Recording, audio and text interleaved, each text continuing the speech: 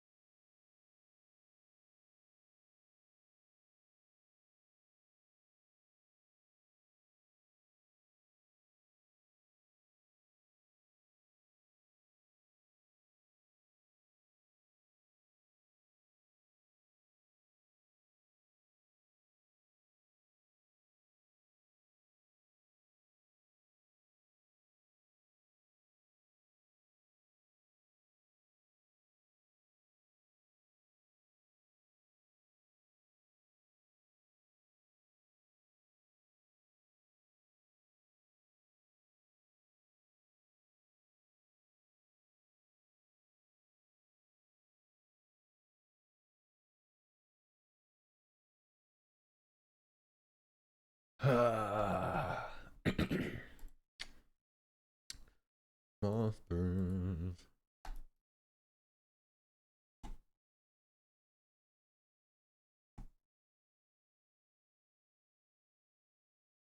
Monsters. How should I feel?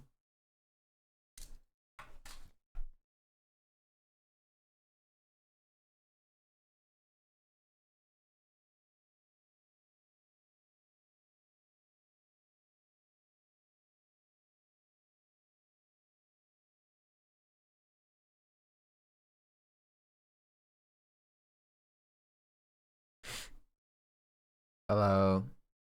It's cold in here, chat. I don't know why it's so freaking cold. I guess it is getting winter time.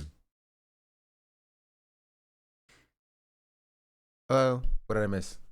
What's going on in the world, chat? And by the world, I mean the internet. And by what's going on, I mean what drama's happening. Besides, okay, I know for a fact that y'all haven't seen this drama because y'all don't watch other streamers. But my timeline has been filled. My timeline has been filled with this random drama. It was 80 the other day, and now it's 40. I hate this time of year. I watch so many people that ain't you. Sure. What drama? Honestly, I couldn't tell you. I want to tell you whatever useless drama on the internet. I watch small black and brown streamers at this point. I mean, they're not like large streamers. They're like my size and smaller. It's not like they're not like Hassan size.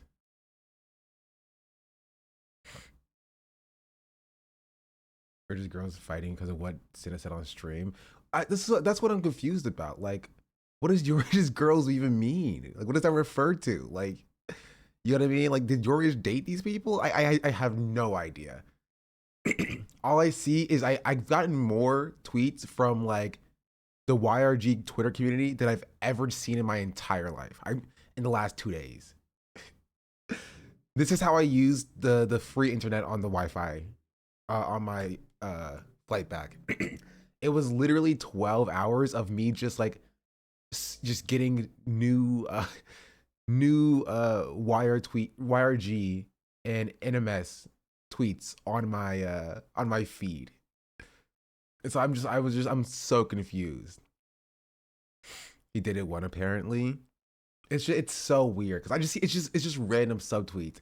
I literally just see a tweet that says like, "See, this is why I mind my own business," and I'm like, I have no idea who you are. You know what I mean? I have no idea who you are. I have no idea what you stand for. I have no idea who you're talking about. There is no names in this tweet, right? But then the tweet has like 2K likes, and it's getting like reposted from somebody else by being like, "Oh, why is she trying to involve herself in this situation?" I'm like, "What are we talking about? What is happening?" It's so I'm still genuinely confused, but it's I okay. Honestly, I'm just happy that a drama is happening that like I'm not like directly a part of. You know what I mean? Like when Ethan Klein is going crazy on the timeline, like that's drama, but it feels bad because it's happening to like my friends and stuff. You know, or to me. But this is like completely separate. You know, I'm just chilling. I'm just like it's like I feel like a detective trying to decipher all the subtweets. You know, so that's what I spent my flight doing essentially for some of it. Britster, thank you for the 5 month resubscription. So much you're enabling discussion in circles you're not even aware of. W, I don't think it's that.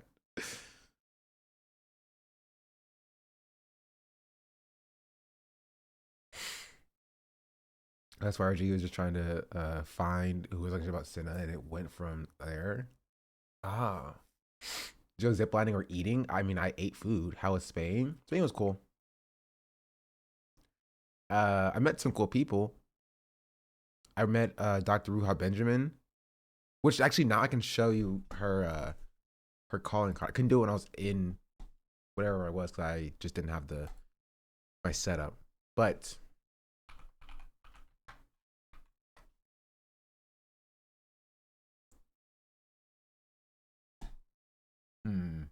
no.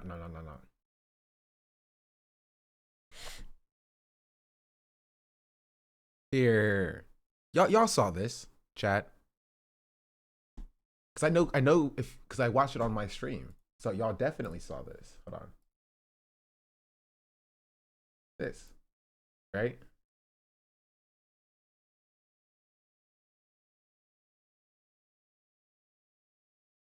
In high places are not going to save us. Just look at the black proponents of Cop City in Atlanta's leadership class.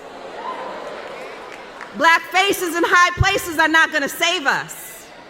Just look at the black woman's hand, ambassador at the UN, voting against a ceasefire in Gaza. Yeah, so we met her, we talked to her. I have a picture with her with my my coworkers. She was a speaker at a conference I was at. I went to Mozilla Fest. Right, it's Mozilla. If you know Firefox, you know, yeah, they had a tech conference, and I was there as press. Actually, I don't know where my badge was, but I was there as press. So that was cool. And so we did an interview with Ruha. We did an interview with Tim Onion, the Mr. Onion. You know what I mean? The guy who started the Onion. And so he was cool. I didn't really talk to him though, because I came in late. Who else was it? Chelsea Manning was there. Chelsea Manning gave a speech on the third day, and then we did an interview with her on like after that. You mean the guy who bought it? Sure. I don't know. He's Tim Onion to me. That's all I can think about. He's just Tim Onion. Twitch streamers take me being pressed takes me out. I don't know why. Oh, I didn't go as a Twitch streamer. I went as a part of my organization. You should have streamed. I could have streamed, but listen, okay. I already have problems IRL streaming, and I have some things set up to make it easier, but being in a different country makes it way harder. You have a lot less control over like what the conference actually like what the internet you use is. You know what I mean? And like you're not gonna be like the loud dumb American who's like streaming in, you know, like a conference. I didn't know what I could not stream. So I just streamed a little bit Euro Pass pickpockets and stuff. Yeah, but like they're not gonna pickpocket me. They can try, but they won't.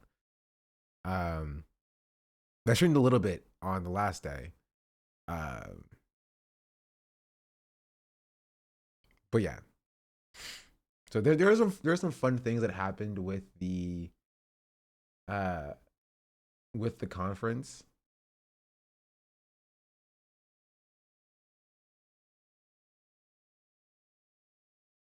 Hold on, sorry. There's some fun things that happened with the conference. Like okay.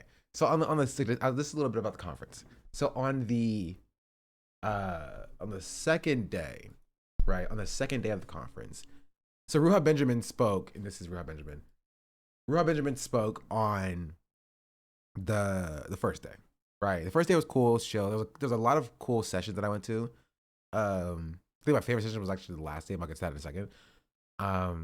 She spoke, and then we went to do this, the session or whatever. The next day, right? The next keynote speaker for the second day was somebody named Jason Silva. Does anybody know who Jason Silva is? I don't assume you would because I didn't know.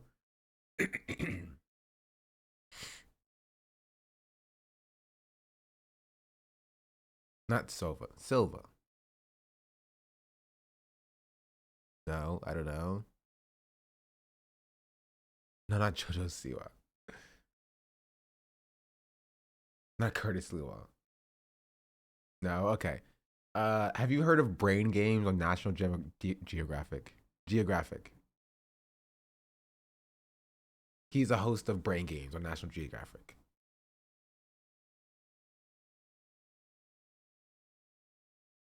No? Okay, well, then don't worry about it. Anyway, he was the second keynote speaker.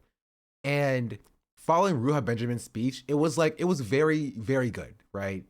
The theme of the conference was unlearning, and her speech was very good. I think we probably find it online somewhere.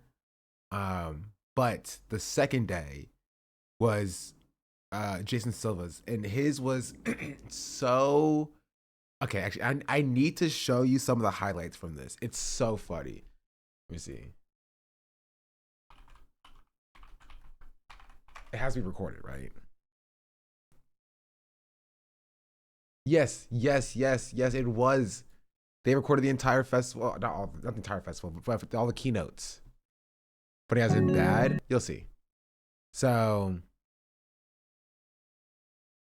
live. This is Chelsea Manning's. But, maybe go to that later. This is Ruha Benjamin's. This is Jason Silva's. Here. It was an hour long. Quite 45 minutes long. World with a beginner's mind. So actually, you probably see me in the audience at some point. I'm like right here. Or honestly, probably a little bit over here. Why don't they do an audience shot at any point? They do. Hold on.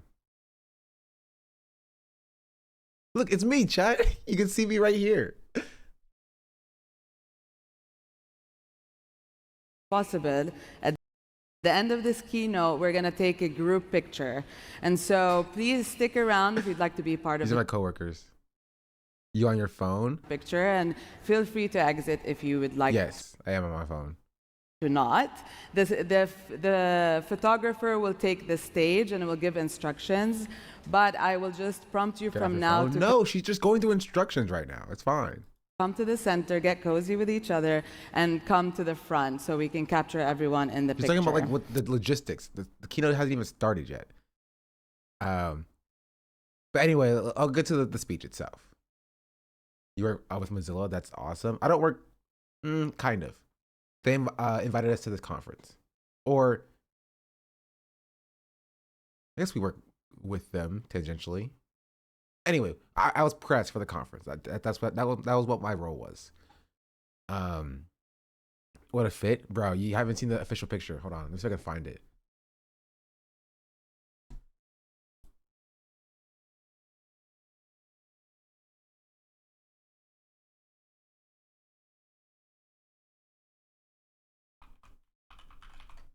You have to have official pictures, right? Because man, my fit was fire.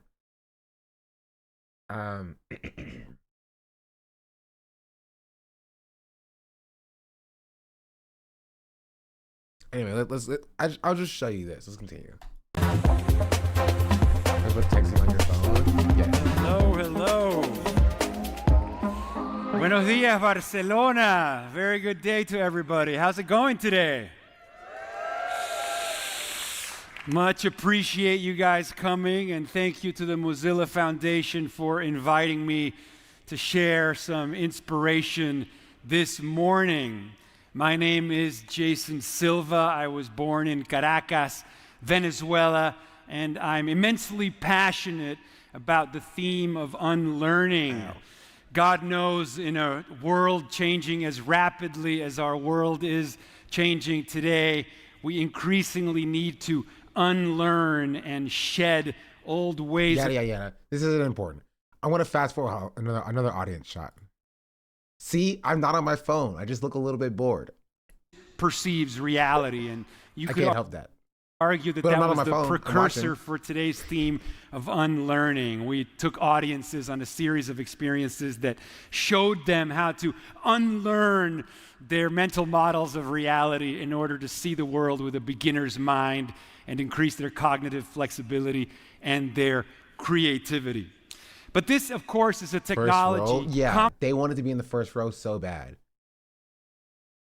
It's a conference about keeping the internet open, keeping the internet free, finding better frameworks in order to explore and steer this coevolution of humans and technology. And I would say that for me, the first big unlearning, the cognitive shift and the reset and the obliteration of my assumptions that really shaped the nature of my keynotes and speeches for the last decade was the unlearning in regards to the nature of technological change and technological progress. You just kept saying unlearning because that's the theme of the conference, but like nothing he said was like giving unlearning, you know?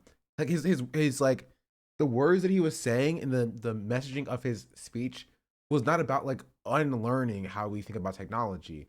It was more about, actually you'll see, hold on. We're gonna skip ahead a little bit because it's not truly important. But here, we're gonna skip ahead a little bit. Your way. 30 linear steps gets you to 30. But if you take the same amount of steps exponentially. Oh, he's talking about, he also misunderstood what Moore's Law is. It's not important. Hey, look, it's me. Right? It means See, that I'm listening. young kid in Mexico. Oh, no, sorry, I was writing. That wasn't on my phone, chat. I had a pen in my hand and I was writing. Africa, in Venezuela, where I'm from, has better communications technology than a head of state had 25 years ago. Right? And these exponential trends, again, they're transfigurating because our intuition is always going to be linear. Our mental maps, our assumptions, our instincts about change are linear. But in an exponential world, impossible things suddenly become within our reach. And I remember I was so blown away when I was grokking what became suddenly inevitable, the possibility spaces that open. So when he said that, that was the moment that I was like, what does he mean by grokking? You know what I mean? I thought maybe he just like misspoke or something. Cause like even him talking about like grokking as in like asking Grok something doesn't even work in the context of what he's saying here. So I took it to mean like, okay, maybe he just misunderstood or misspoke. That's a real word. Is grokking a real word? I've never heard that word before. Grok was it a word before Elon defiled it? It is not anymore. Opened up when I first unlearned linear progress and started thinking exponentially. I decided to do a series of videos to try to like get people excited about what was possible on the back of innovation and tech. And I remember one of the videos that we made was about redefining the term billionaire, right? Because in the age of the startup, everybody was like, oh, I want to create a startup that'll be worth $1 billion and whatnot. And we thought, well, in the age of exponential technology, to become a billionaire shouldn't be to make $1 billion, but to touch 1 billion lives. And on the back of technologies that are expanding at this exponential rate, it means that one idea can change the world. It means that each and every one of you can think in these scales, right? Can aspire to impact in this way. And so he's saying that like we should redefine the definition of what it means to be a billionaire, and being a billionaire should not be to make $1 billion, which also is not the definition of a billionaire, right? But he's saying that it should be to touch 1 billion lives, right? And that's how we should define billionaires, you know? I started doing a series of short videos that kind of defined my career, and they looked again at the implications of exponential change and our capacity for impact. And so this first video I'm going to show you is a goodie, an old classic of mine that illustrates just this idea and tries to condense it into a short form clip. So let's show that first video to summarize the first unlearning. Oh, you would think so by the way he dresses, right?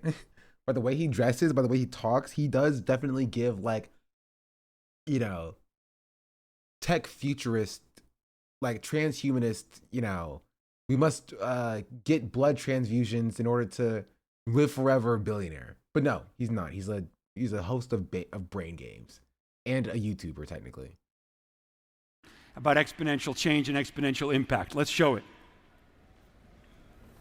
We live in a world of exponential technological advancement. What this literally means is that we have new construction kits for our reality, new tools with which to probe at the adjacent possible. So consider the implications, right? As Marshall McLuhan used to say, first we build the tool. I'm sorry, I cannot hear the term "consider the implications" without thinking of that one TV show clip, and it makes me laugh every time. And then the tools build us. We are designed by what we have designed. There are these feedback loops of mind, tool, and world that radically redefine our boundaries, that radically transform what it means to be human. To be human today is to crisscross the skies. To be human today is to create technosocial wormholes, mind-to-mind communication that overcomes... I need you to pay attention to this video. Chat, this is going to come up later. You have to watch this video. It's the only reason why I would skip to going back to his talk, but like this video plays an important role for later on, for my story. Limits of time, space, and distance. And so what do? Well, we need to radically reach out to one another in ways that we haven't before. There's a great line that says empathy rarely extends beyond our line of sight. In other words, if it's out of sight, it is out of mind. But if anything, these wireless communication technologies are radically extending our line of sight. They're providing new ontological maps of the real. They're giving us the astronaut overview effect. We are seeing the big picture. We are seeing that we are the captains of spaceship Earth. And what shall we do? We need to extend our hands to one another. We've never had such tools to overcome all of the limitations of our humanity. We have the power, we have the will, we have the capacity, the creative capacity to overcome our limits. And so today, billions of us linking to one another, creating a global node, a global brain. What is the new definition of billionaire? The new definition of billionaire is he who will positively affect the lives of a billion people. He or she who will reach out and say, I will positively affect the lives of a billion people. This should be our goal. This is our responsibility. Whew. Here's our chance. So, thank you. So sweet. So for me, a lot of the inspiration or what really moves me is the desire to expand our mental frameworks. And that I think is an exercise in unlearning, because as Michael Pollan famously wrote in his book, How to Change Your Mind, we tend to be stuck in the been there's and seen that's of the adult mind. This is Jason Silva. He gave a talk at a conference that I was at. And you know, I'll hold that part of the story. That's the overview of who he is. And I am in the audience at this point. Right? And I'm watching this for the first time. And you know, by the time we reach adulthood, we've developed our mental frameworks and our assumptions about the world, and we're no longer really interacting with the world directly anymore. We're just living in our maps. We're moving through the world inside our own assumptions, and it's very difficult for us to be persuaded to think outside of these frameworks and these potentially limiting beliefs. You know, we're sort of stuck in our ways, and we're inside this cognitive rigidity. And you know, and I'm a human being. I know what that feeling is like. I know what it's like to be stuck in your ways and sort of refuse to see a bigger picture, especially if you're stuck in negative rumination and you have a myopic view of things or a fatalistic view of things. And God knows the low-hanging fruit these days is fatalistic. Don't be sorry, Chad. I got a free trip to Barcelona. No need to be sorry. You know, sitting through this hour-long talk, it's nothing. And so it's like how you open up your cognitive horizons, right? How do you tap into what Stephen Johnson in his book Where Good Ideas Come From, A Natural History of Innovation, describes as the adjacent possible, right? The adjacent possible is like a shadow also, from the future. This is important to note, Chad, before we get any further. Like, someone asked, did he ask ChatGPT to write this speech? I don't know, but I want you to know that this conference was like anti-AI. Not by proxy of like Mozilla themselves. Like Mozilla is not like anti-AI, like inherently, but everybody attending this conference, I don't know if it's just the people who just are would rather use Mozilla than like Google or whatever, or who are with this conference. This conference was like radical. I won't even say progressive. This conference was radical, right? They had Congolese people come and talk about the effects of like conflict minerals and the genocide going on in Congo and its usage in tech spaces as a featured panel. You know what I mean? Like you had like multiple speakers who were, repping Palestine, dropping Free Palestines on the main stage. Like this is a radical conference about the way that we as humans interact with tech. And that makes this talk so much more interesting, right? Because this felt at this point here, it felt out of place. Because he's talking about like techno-futurism, but from the perspective of humans like dominating over technology and using technology to dominate over the planet, right? And that feels out of place when that is like preceded by Dr. Ruha Benjamin talking about the way that technology is being used to oppress people for like, AI is being used for weaponry to kill children in Palestine, and how it's used for the surveillance state in like New York City and on Black and brown communities, right? And this is followed by Chelsea Manning talking about how technology, while being beneficial, can be used to pull us out of our communities, and we need to go back to our roots of community. This talk here just feels out of place. It feels out of place when it's surrounded by the context of the entire conference.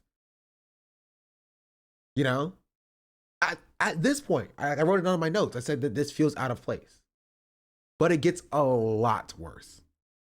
It gets a lot worse. Let's continue. Future that hovers over the present and provides a map of all the ways in which the present can reinvent itself. Now, in order to probe the adjacent possible, you got to get past your maps. And there's two ways that you can get past your maps, right? Actually, there's one really effective way that you can get past your maps, and that's through an experience of such perceptual expansion or such perceptual vastness that all of your assumptions are obliterated in the face of something that is beyond your capacity to model. And so it forces you into a state of accommodation. And that experience is an experience of awe. Now, if you're not familiar, at the Greater Good Science Center in Berkeley University, they study human flourishing. The work of Dacher Kelter has looked at these experiences of like cognitive expansion, whether it's the birth of a child or seeing the Grand Canyon for the first time or having a psychedelic experience or beholding a large language model for the first time, like seeing something you've never seen before that exists outside of your maps. And when you have that experience, right, that exceeds your mental frameworks, that exceeds your models and your assumptions and whatnot, again, it forces you into a feeling of humbling accommodation. And in that experience, suddenly it increases your cognitive flexibility, it boosts your creativity, it's an antidepressant, it gives you feelings of well-being, and it opens you back up to that feeling of the beginner's mind, right? The feeling of suddenly like, oh, what else is possible, right? What else can I dream of? What else can I imagine? Right? And so it's something that like really shook me, because it's like if I'm interested in storytelling, if I'm interested in creating media that agitates the sleep of mankind, how do I jolt people? I don't want to do it with fear. I don't want to do it with fatalism. I don't want to do it with doom and gloom. I don't want to do it with existential despair and, oh, the world is going to shit, and, oh, our geopolitics are so depressing. God knows that is a problem. I want to do it with inspiration. I want to do it by painting a picture that is beyond our assumptions and beyond our maps. And so recently I've been very inspired. And so here, actually, no, I'm going to see if I can pull my notes out real quick, because I think it's important to tell you exactly how I felt in this moment, because as you can see, I am literally right here writing down my notes.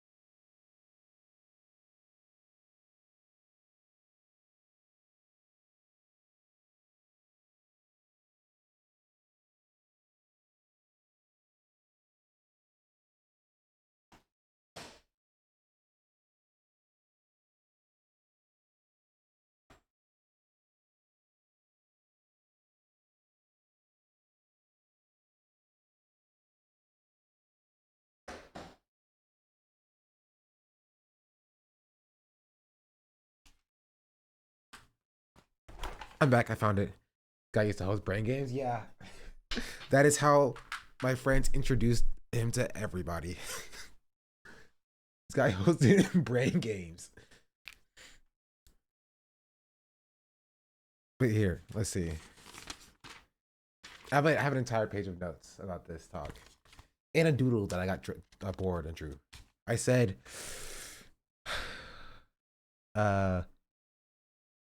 he's very tech bro-y. This is you see how much coke he's on? No, I should have done that. That would be funny. I said he's very tech bro-y. And then I said, yep, tech evangelist, AI lover. And then when he said that, what he just said here, I said, it feels like he's saying to ignore the world's problems. But when he was saying this. Fired because right? the He's AI. like, yeah, geopolitics sucks, but like we can expand the consciousness of the mind. I'm like, it feels like he's saying like, we can just ignore the geopolitics suck and not, you know, how do we engage with oppression, right, as humans in this new digital age?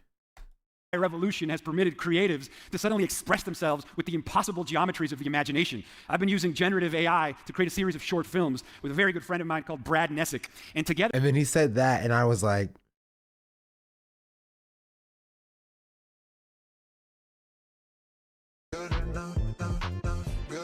Excuse me? We've been trying to illustrate the impossible realms of the mind in order to take people into a place they've never been. And so this next video that I want to show you is part of a psychedelic... No, I did not watch Hardison yet. Running back, I missed it? Sure. I should, though. Hold on. ...of mine called Brad Nessick. And together we've been trying to illustrate the impossible realms of the mind in order to take people into a place they've never been. And so this next video that I want to show you is part of a psychedelic short film series called Imagination. I've been using generative AI to create a series of short films with a very good friend of mine called Brad Nessick. And together we've been trying to illustrate the impossible realms of the mind in order to take people into a place they've never been. And so this next video that I want to show you is part of a psychedelic short film series called The Psychedelic Puppet Show. Again, in the spirit of unlearning. And for this particular film, we're going to take you to Burning Man, which is perhaps the modern secular temple of unlearning, where 70,000 people go to the middle of the desert to inhabit their own mythopoetic subconscious with 70,000 other souls and unlearn together at scale. Now, people often say what happens in Burning Man cannot be explained. You have to go there to know there. How do you model and map the dream logic, the inner logic of an event that's so transformative, so surrealistic, so beautifully and deliciously absurd, a place where so many people unlearn? How do you take that and show it to somebody outside the festival? And that was the challenge behind this next video. It features a character named Edgar who's having a mental health crisis. He's depressed, he's nihilistic about the world, and these trickster figures called the psychedelic puppets prescribe him Burning Man as a place to expand his cognitive horizons. And hopefully this film will do the same thing to you by giving you feelings of awe and taking you to the places of the non-rational and the mind expanding. So let's... You are not ready for this video, Chad. You are not ready for the video that he is going to show you. And I will show it to you because if I had to sit through it and watch it, then I'm going to make you sit through it to watch it. Show the next video.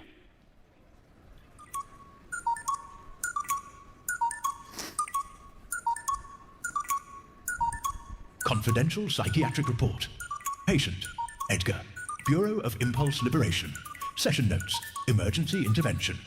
Following an extended period of relative alignment, patient Edgar has relapsed. Symptoms presented include solar plexus twitching, low-grade dread, time anxiety, and unsolicited weeping while folding laundry. The patient has reabsorbed cultural constructs with tragically little resistance and was spending his days doom-scrolling on Twitter while suffering from chronic insomnia. The pathology has grown insidious. Emergency intervention required. Enter Operation Burning Man, a convulsive electroshock therapy of the soul. Wearing nothing but a tutu and some glitter, patient was helicopter dropped into the mythic navel of Nevada's Black Rock Desert, an interdimensional threshold where ontology goes topless and logic burns in effigy. For 7 days, Edgar's egoic crust was exfoliated by wind, dust, nudity, and 3 a.m. techno-dirges. He adopted the Playa name Moisturizer, donned a neon monk robe, and began co-constructing a 50-foot shrine to lost dreams. One morning, while urinating near a sentient trash panda installation, he had an unsolicited sobbing breakthrough. The puppets observed from the shadows, satisfied. The Playa operated as a mythopoetic surgery theatre of the absurd. Each art piece a sacred scalpel. Edgar danced under a 40-foot animatronic owl that whispered his childhood fears in Esperanto. He was baptized in a misting dome named the Womb of Unknowing. He climbed a spiral tower of kitchen timers, each ringing at random, until temporal logic collapsed and he cried out, "Time is a hoax." Key encounters included a giant seesaw operated by philosophers and strange psychedelic puppets, a phone booth that only connected to his ex-girlfriend's subconscious, an inflatable cathedral shaped like Freud's head, where worship was conducted via interpretive dance. By day 5, Edgar was giggling without cause. By day 6, he had married a cactus in a ceremony officiated by a puppet bishop named Pastor Whoops. It's still sped up. Only a little bit. Here, I'll put it back to normal. By day 7, he had become light. Concluding notes. Burning Man functions as a liturgical deprogramming ritual. It is a demolition derby of internalized norms. It weaponizes absurdity, aesthetic overwhelm, and mythic theater to perform radical exorcism of the default world. It is not a vacation. It is sacred psychocomedy. It violates expectation with devotional glee until psychic elasticity is restored. Recommended ongoing treatment. Weekly ecstatic dance. Quarterly exposure to liminal zones. Carnivals, surrealist film festivals, bathhouses of ambiguity. Status: patient re-enchanted for now. Pretty wild visuals, right? Now again, the idea here is to reset the brain, right? To like unlearn what's normal, to unlearn what connection is, to unlearn what creativity is, to unlearn the... No, like, okay. Actually, you know what? I'll save it for the end. Actually, you know what? I gotta say it now. He had... Never mind, actually. I'll save it. I think it's better to tell the story by saving it. Let's continue. Rules of the default mode, unlearn the matrix, unlearn our habits, put us into a place of virginal noticing and the beginner's mind.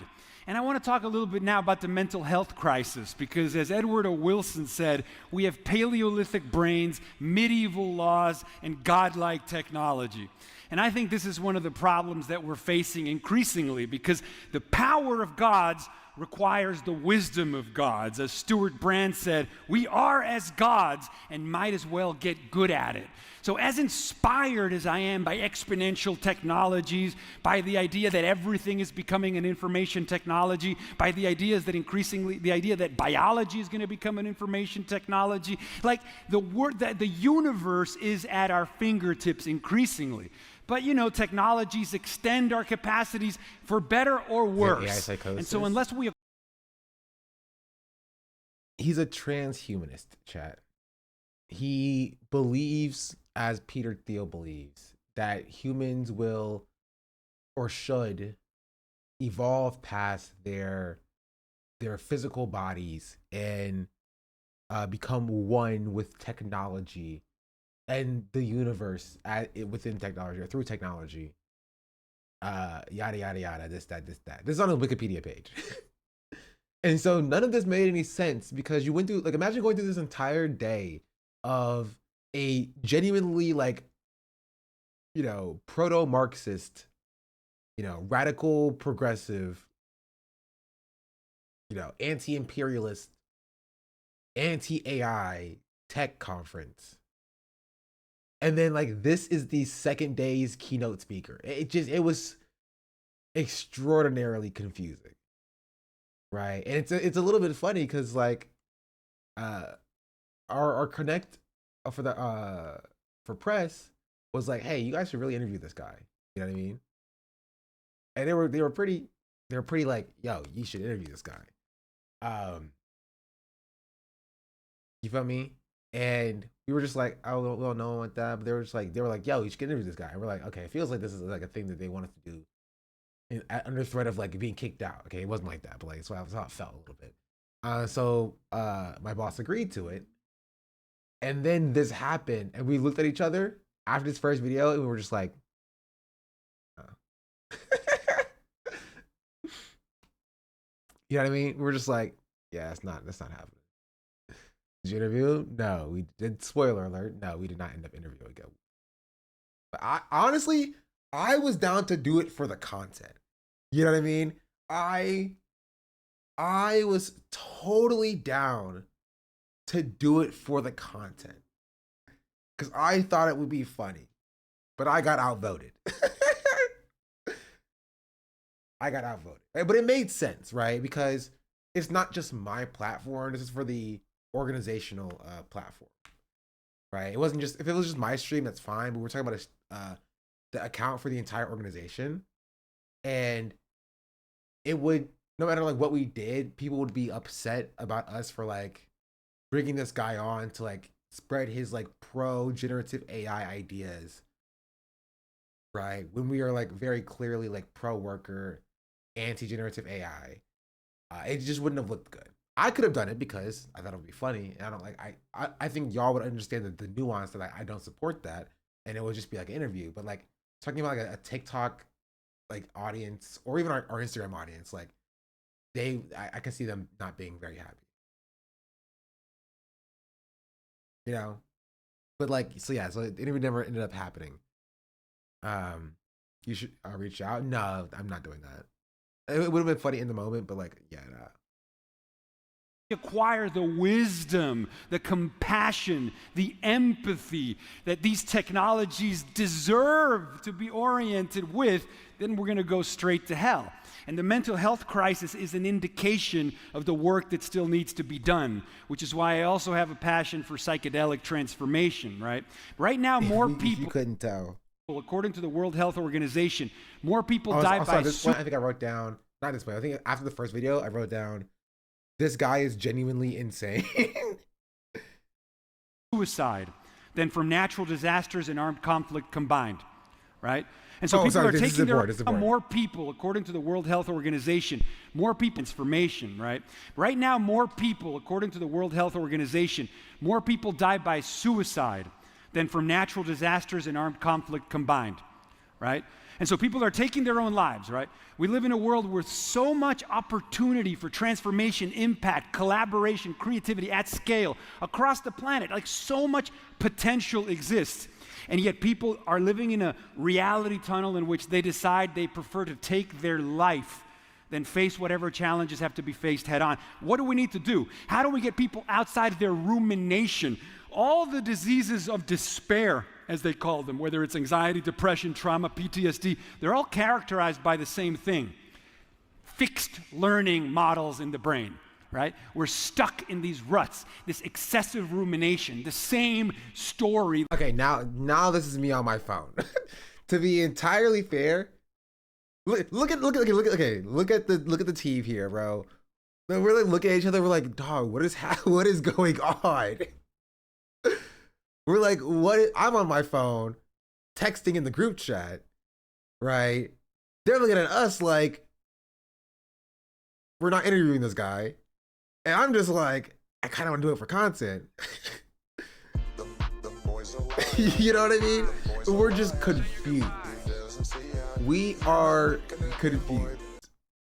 Like, genuinely confused. Because we have no idea how this guy secured a speaking spot at this conference where like genuinely like 98% of the rest of the conference is completely aligned on this, right? There's some like difference in like how useful AI is as a technology, but like most of the conference is like, you know, aligned with like generative AI, especially under capitalism, right? Will come at the expense of artists, creatives. And that it is a bad thing, and we need to look towards a society, right? He's probably paid to speak. I mean, I know why he is speaking. The question is, why was he invited in the first place? You know? Looping on the story over and over again. And as it turns out, psychedelics as technologies of intervention, they shake the snow globe. They get us outside our frameworks, I know why he spoke. I know why he was invited. I'm saying this as a rhetorical question. I know why he was invited, right? And you will know why he's invited as we get to the end of the talk. So he keeps going, right? Oh, there's a little spoilers, but here. I'll keep playing it. our maps, outside of our assumptions. Like the experiences of awe, they permit us to get a multi-perspectival take on things, to look at things outside of our biases. And it's such an important thing, you know? And so how do we talk about psychedelic experience? How do we talk about That was a nice healing thing for the 23 months. Much appreciated. our fractures? How do we talk about weeping together? How do we talk about walking each other home? Like all of the beautiful things that need to happen, the collective effervescence that needs to happen, the way people connect at concerts or when they see great art or when they behold sacred architecture, the things that suddenly give us a glimpse of our transcendent capacities, you know? That's the state of consciousness that we need to be in. We need to unlearn our biases so that we can get to a place where suddenly anything seems possible. And this next film is like a pre-flight training video or a pre-flight This MF Bambi got K, that thank you for mega the, church cadence I so very distrust. 3 months. Bambi YK. safety video for a journey of mind expansion, also done with AI. So again, where psyche and consciousness meets technology. Please show the next video. All aboard Edgar Airlines. Good evening, passengers. You are now boarding Flight 888 to the mythopoetic subconscious, a round-trip voyage through the inner atmosphere of symbol and soul. Your pilot is Captain Edgars, licensed facilitator of Altered State Aviation.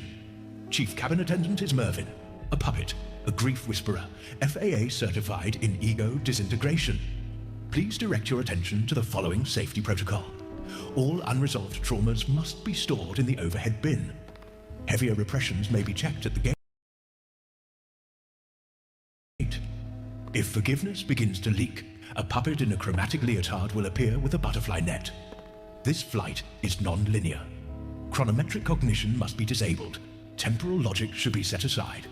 Please switch. It just looks bad. I still stand by that's not the argumentation we should be using against people who are like pro AI to get them to stop using it, but it just doesn't look good. It doesn't look good. He's showing this video to people and he's like, oh, it's pretty cool, right? Those are cool visuals. Like, not really, actually. I mean, like, All devices to poetic mode. As we prepare for takeoff, looks bad, works on normies. No, it doesn't, because it won't look bad forever. That's the problem, right? People said the same thing about pictures, like generated pictures, 2 years ago, 3 years ago. They said it looked bad back then, and now it doesn't look bad anymore. So now normies are like, I don't care what you say. It looks good for what I want. It looks good for my use case, right? You know, it's about labor. It's about relation to power. It's about who will be using the technology and who will be replaced, right? That's what we should be talking to people about. Because the people who are using it are the people who will be replaced. You feel me?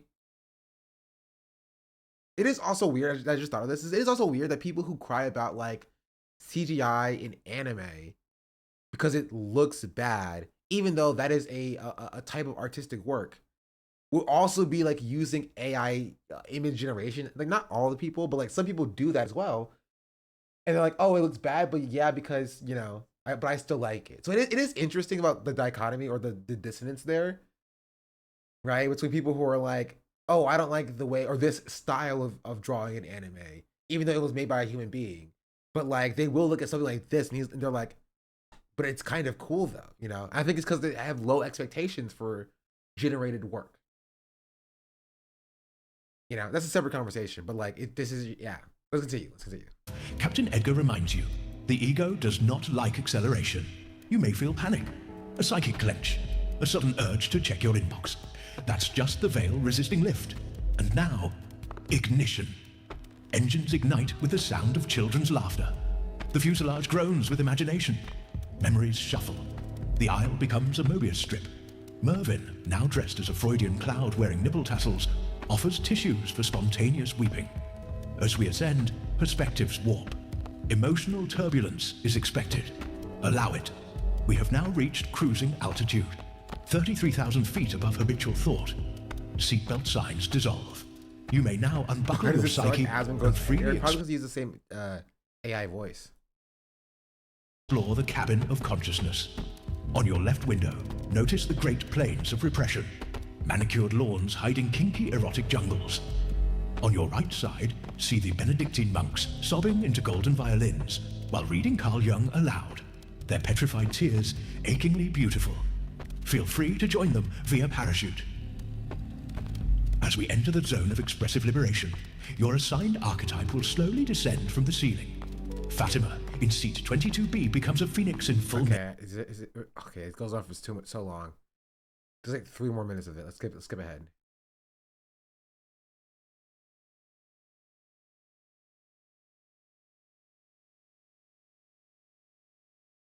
Thank you for flying Flight 888.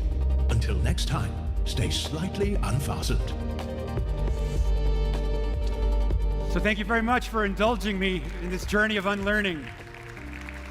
As you may notice, I use surrealism and absurdity as part of the creative process. Me and my friend Brad, we Creative process.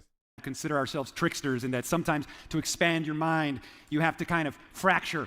I recently wrote a book called Sacred Derangement, which takes inspiration from the French surrealists who felt that to be more creative, you have to systematically derange the senses, fracture in order to reveal, distort in order to heighten coherence. So I hope that that was effective and it touched you, and I think we're going to do a brief Q&A now for a few minutes. So if you have any questions, you can hit up the mic. And if you are wondering, how did he speak and why were people clapping? This is why. And thank you so much, guys. Thank you. Gracias. Thank you. Hey, hello. Hello. So, actually, that was all wonderful. I'm a big fan. I follow you on YouTube, so Thank you. it was familiar. But That's why.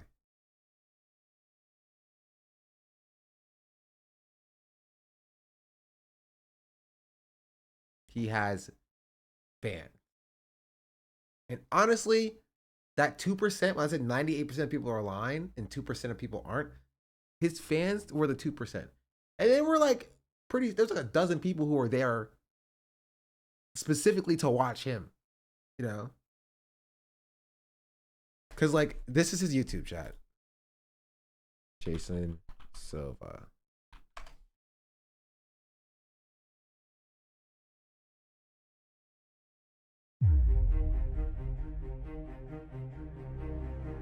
He's half a million. Now, Sacred Derangement is a field guide, which means that the book is a bit 2.5K. He doesn't get any likes. Okay, what is his most popular videos? Oh.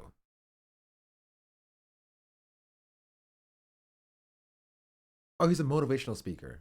That makes sense by the way he's talking.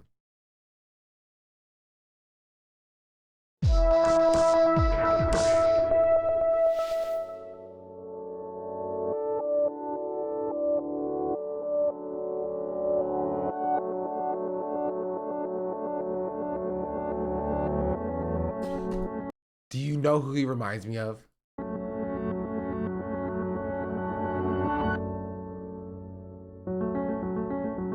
So there's a great essay written by Sigmund Freud called On.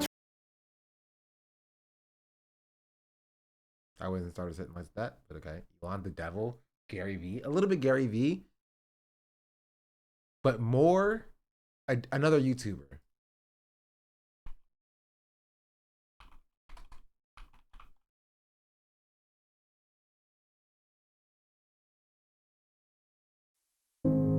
This guy.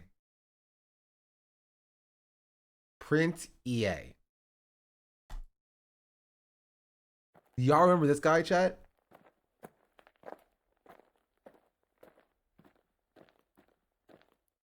Dear future generations, I think I speak for the rest of us when I say, sorry. Sorry we left you with our mess of a planet. I remember watching this on stream 2 years ago. This stream is like full circle, you know what I mean? It always comes back like a boomerang. Sorry that we were too caught up in our own doings to do something. Sorry we listened to people who made excuses to do nothing. I hope you forgive us. I'm sorry, what? I'm sorry, what was that word? To do something. You wanna try that one again? Take 2? Sorry we listened to people who made excuses to do. What did he say? Excuses. excuses.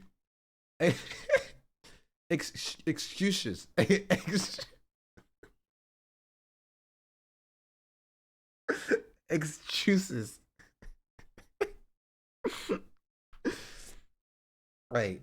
He beefed with the pedophile Boy in the Band, and Boy in the Band made a diss song. They beefed?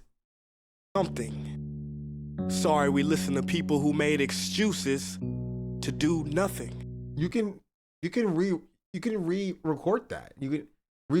You're editing something. You can take two. He did say sorry. You're right. He did say sorry. You're totally right. The people who made excuses to do something. Sorry, we listen to people who made excuses to do nothing. Excuses. I hope you forgive us. We just didn't realize how special the earth was. Like a marriage gone wrong. We didn't know what he's actually incorrect. Watch his video again, like a year and a half to 2 years later. He's actually completely incorrect.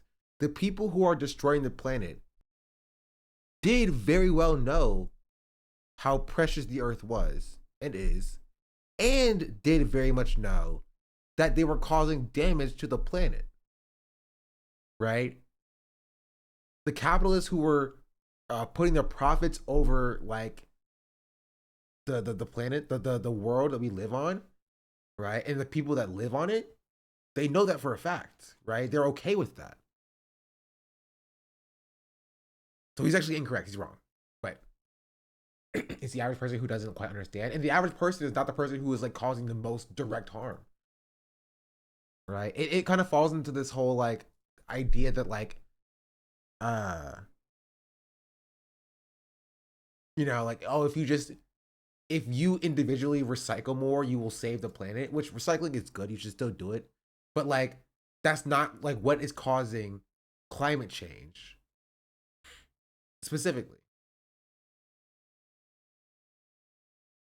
Right? And it passes the buck from the corporations onto like the individualism of American society to be like, oh, if I just turn my lights off when I leave, climate change will be fixed.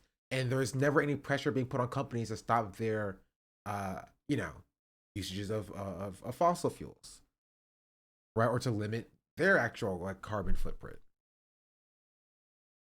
We had until it was gone. For example, I'm guessing you probably know it as the Amazon desert, right? Well, believe it or not, it was once called the Amazon rainforest, and there were billions of trees there, all of them gorgeous. And oh, you don't know much about trees, do you? Well, let me tell you, trees are amazing. I mean, we literally breathe the air they are creating. They clean up our pollution, our carbon. They store and purify water, give us medicine that cures our diseases, food that feeds us, which is why I'm so sorry to tell you that we burn them down. Cut them down with brutal machines, horrific, at a rate of 40 football fields every minute. That's 50% of all the trees in the world gone in the last 100 years. Why? For this. And that wouldn't make me so sad if it weren't so many pictures of leaves on it. You know, when I was a child, I read how the Native Americans had such consideration for the planet that they felt responsible for how they left the land for the next 7 generations. Which brings me great sorrow, because most of us today don't even care about tomorrow. Why is he like extrapolating? Like, why is he talking about like, oh, the Native Americans thought this, but like all of us, we failed, we're failures. Like, it's the corporations say, hey, there are people like myself, he's not him, but like, you know, just say like there are people like, you know, activists who are trying to stop corporations from doing that, right? But it's not like, again, it's not like individual actions, right? It's corporate greed, it's capitalism. And he's not getting to the root of the problem.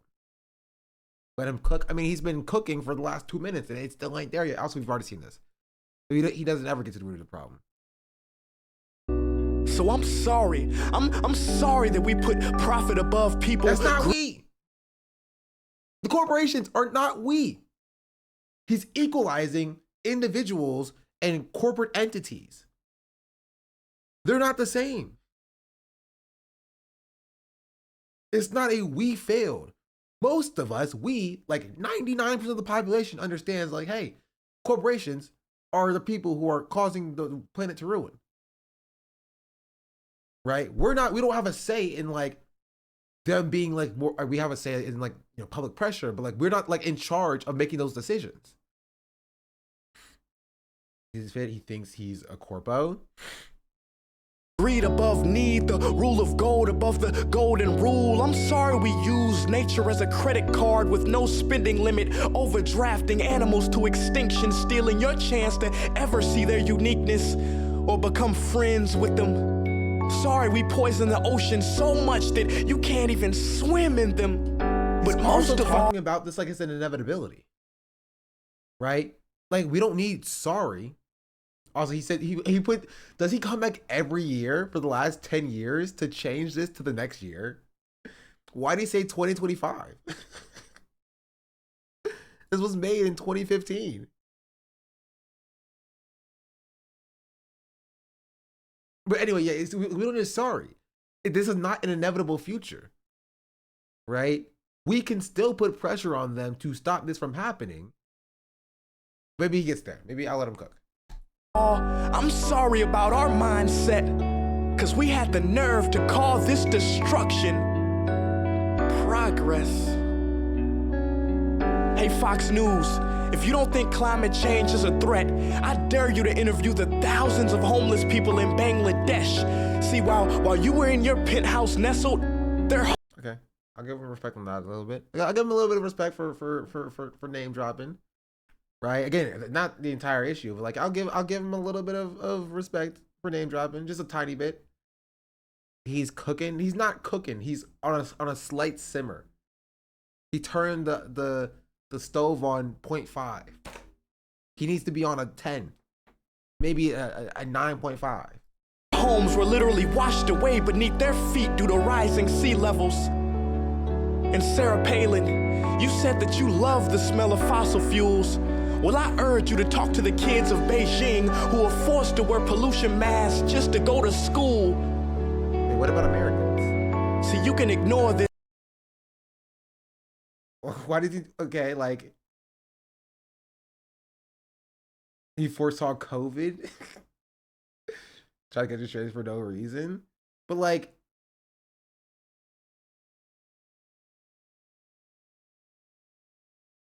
I don't. Okay, I'm gonna say when did the Flint like water crisis like pick up steam? It was after 2015 or before 2015.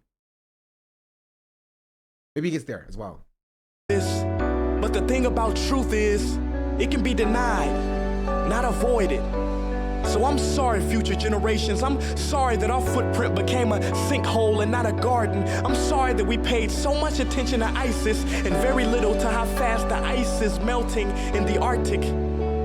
I'm sorry we doomed.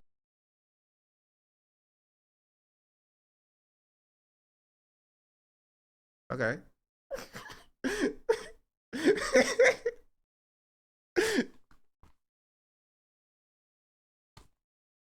Sure. Yeah.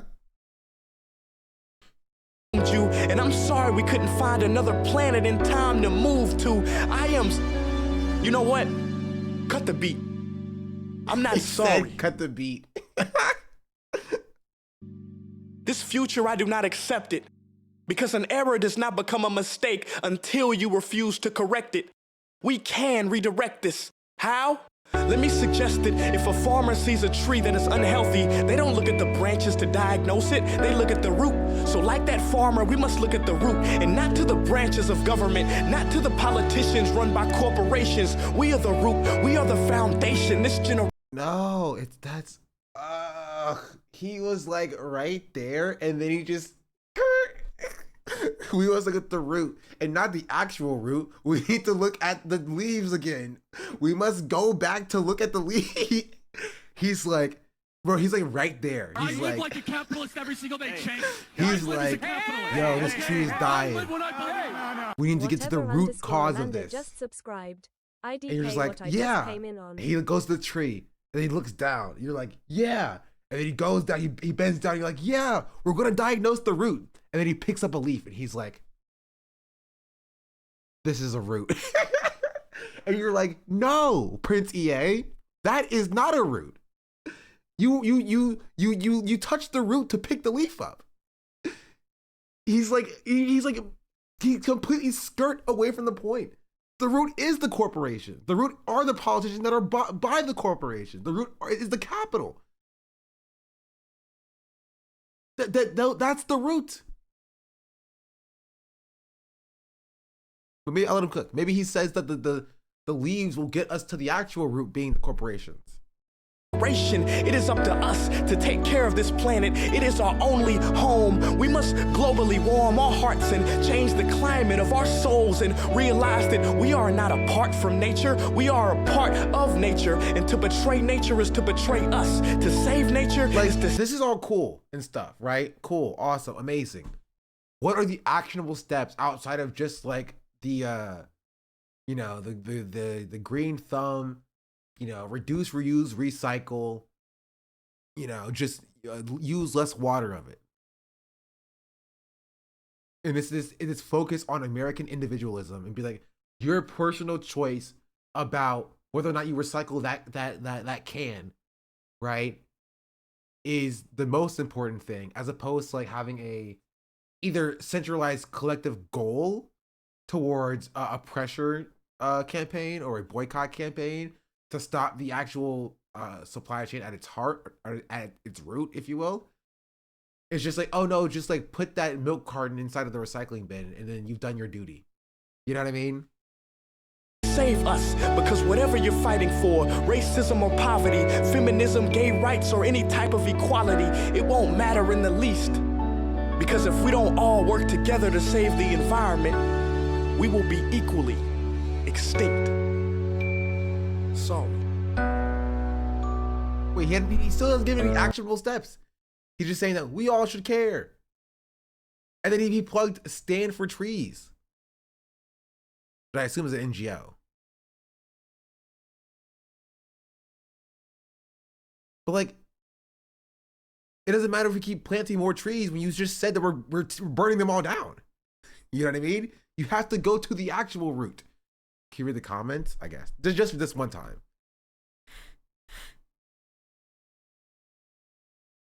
YouTube took 10 years to recommend this. Humanity took 10 years to still not change. See, this is exactly 10 years later is honestly crazy. It's 2024, still hasn't changed. His words are still facts. Yeah, maybe that's the problem, right? Maybe that's the problem. If you realize, you know what I mean? If you realize and understand that like this individualistic messaging of like, oh, just, you must make a decision to stop climate change, and not you must stand in solidarity, right, with humanity to pressure the people who are the actual polluters, right? Then it's meaningless. If you're not actually pointing the finger, right, at the corporations and at the politicians that are bought by the corporations and that, a more bird's eye view, capitalism at large, it's all meaningless. Because under capitalism, you are obviously going to always be, or always get to a point where you are over-consuming, overproducing, and the climate and the environment and nature are going to be what is left to hold the bag.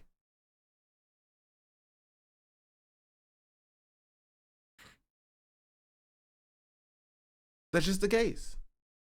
And then the comments are all just going to be like, man, 10 years and nothing changed. Right? It seems like everyone cares, but nobody does anything because you're all doing the wrong things. They're looking at the wrong things. It's not about actually just recycling more, right? The problem is capitalism and what capitalism dictates. Write a comment. I will not be doing that.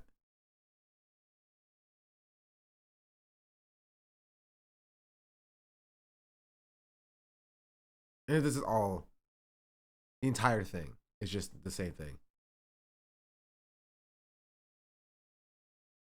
Anyway, that's who this guy reminds me of. That was a long-winded way of saying that. we went on a little journey with this video. But he reminds me, Jason Silva reminds me of Prince EA.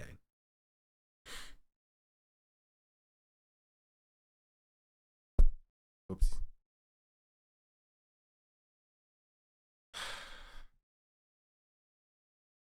So anyway, that's one of the people who are at MozFest. But I want to get to the second question. I think it's funnier. Or third question. Oh, here.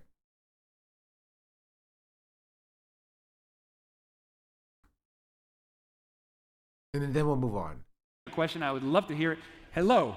You want to speak up because the mics are there, but you otherwise just speak up? Okay.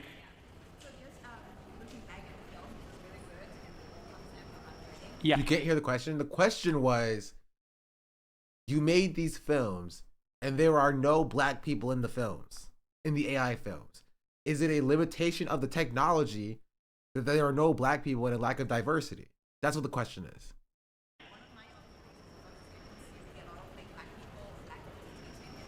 Yeah.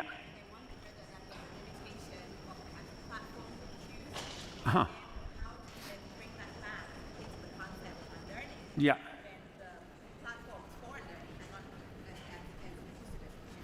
Oh, that's a great question. I believe in the first film, we saw diversity of people. The first film, the non-AI one, right? Did you notice people from all over the world in all skin tones in the first film? The second film, the central character... That was the one with the stock photos. He's like, well, the one without the AI, they had people from all over the world. But like, oh, this is the funniest part too. Hold on, listen. Right? Did you notice people from all over the world in all skin tones in the first film? The second film, the central character happens to be from Latvia. He's based on a real person that is a friend of mine. And then most of the characters and experiences that happened to him, we were thinking about the surrealist art. So, but perhaps that was a bit of a blind spot. So thank you for pointing that out. Although we like to think that we went even post-human with the psychedelic puppets and the figures, but of course I appreciate your question and sensitivity and keep that in mind. Thank you. Thank you. Yes? Hey, Jason. All right, it's me again taking notes. But yeah.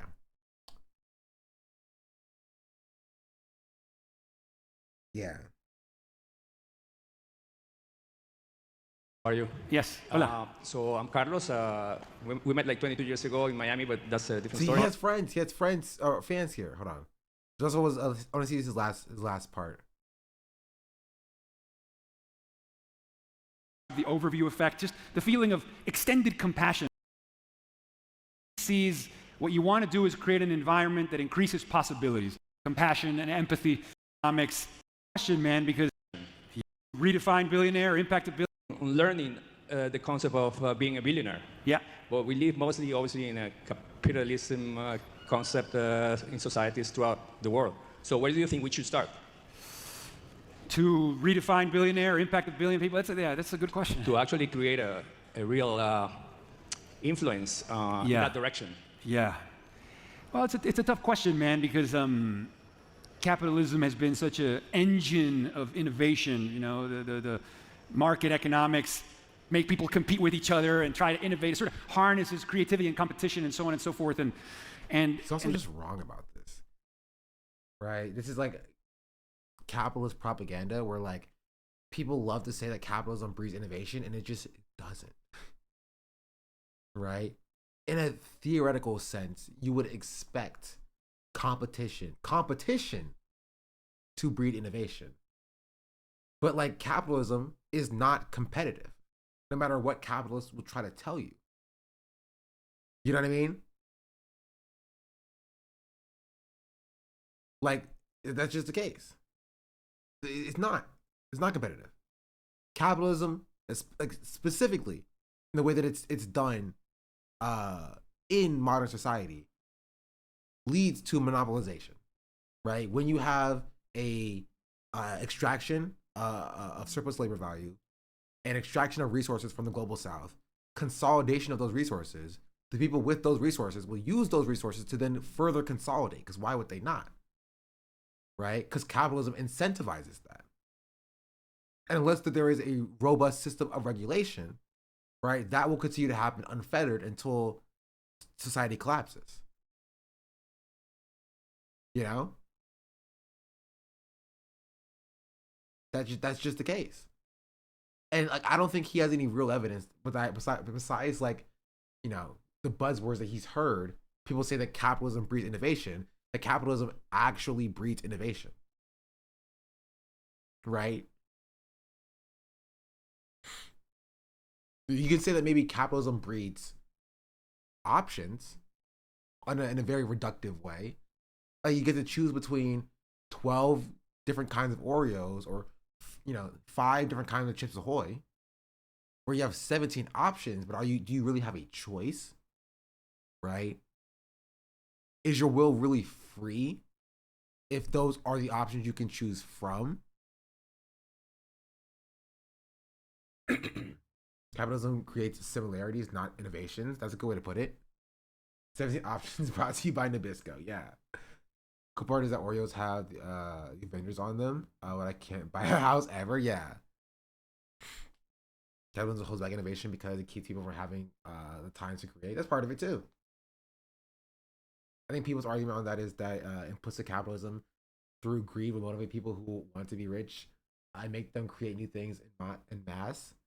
But that's assuming socialism would not be motivated by have motivated creative people. Yeah, which is also not true. And also, people do not create under capitalism in order to,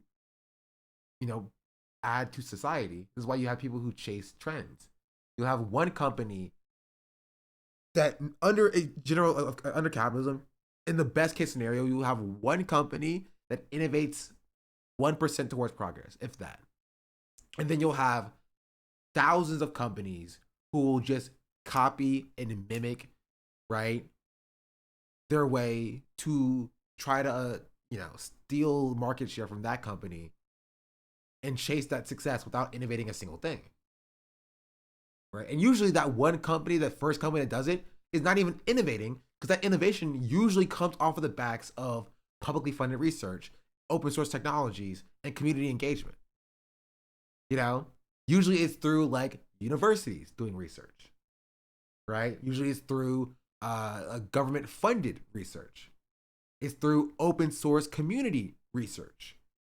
And then a capitalist will just join that community and be like, oh, I'm going to take that, commodify it, put a new coat of paint on it, and then sell that to people, right? And that's what the innovation is. Most innovation happens in a publicly funded, right,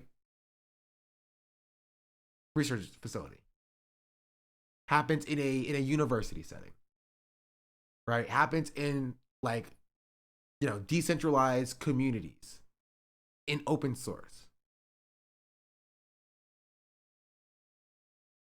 There's not a single situation where because I think a lot of people don't understand what capitalism is. Capitalism is not just having money. They say, oh, well, these universities are funded by money, therefore capitalism did that, right? And that's just not necessarily the case, because that's a byproduct of the university. The university should be funded regardless. Universities should be funded whether or not they create or don't create, because they always do create. And that's not a bid for capitalism. It just makes sure that under a different system, universities still just have to be funded, and you just still have innovation. So it's not capitalism that does it, right? It's open source technologies, right? Or education. Investment in education. Capitalist innovation is theft, basically. Yeah. Capitalism breeds unoriginality. Yeah. That's a powerful thing, but then sometimes there's not enough compassion and empathy for everyone else, and striking that balance has been a challenge, I think, for human beings. I think my view, and I think people like maybe Kevin Kelly, who started Wire magazine, kind of echoes this idea. He has this a protopian vision where he sees what you want to do is create an environment that increases possibilities. More than anything else, you just want to increase possibilities. So any situation that allows people to be more innovative and scale their innovation is a good thing. Now, the set of incentives that you create, whether they be market incentives of this will make me wealthy, versus more humanistic incentives that maybe were agitated by a psychedelic experience where people are no longer as oriented by the profit. Anyway, it's not important. That is one of the things I thought was funny, that they wanted us to interview this guy, but I want to see if there's another audience shot.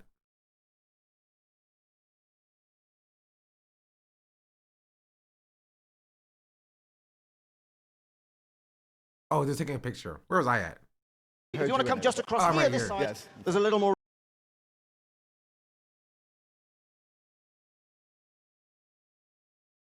Yeah, okay, that's it. So that was pretty funny. But like, so after this happened, a lot of people had thoughts by being like, that was kind of weird. Right? That was kind of weird and out of place at the conference. So that was pretty funny. You should have asked this guy if he could can mentor you. Yeah, please teach me, Jason Silva. Anyway, we didn't interview him. Right, we did not interview him. But the Mozilla staff were very accepting and understanding about like why we felt just a tad bit uncomfy with that situation. So that's one thing that happened at the conference that was kind of funny. But like, there was one other thing. There was one other thing that happened, but outside of those two instances, the conference was like great.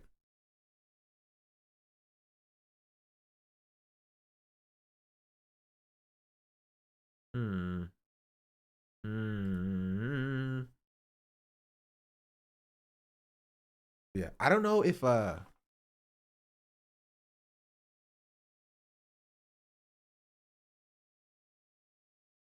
if it's on here, but if it is, I do want to show it because I think it was I think it's a good example of like.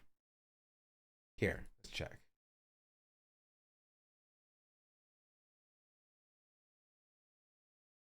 It is here. Okay. Chat. This.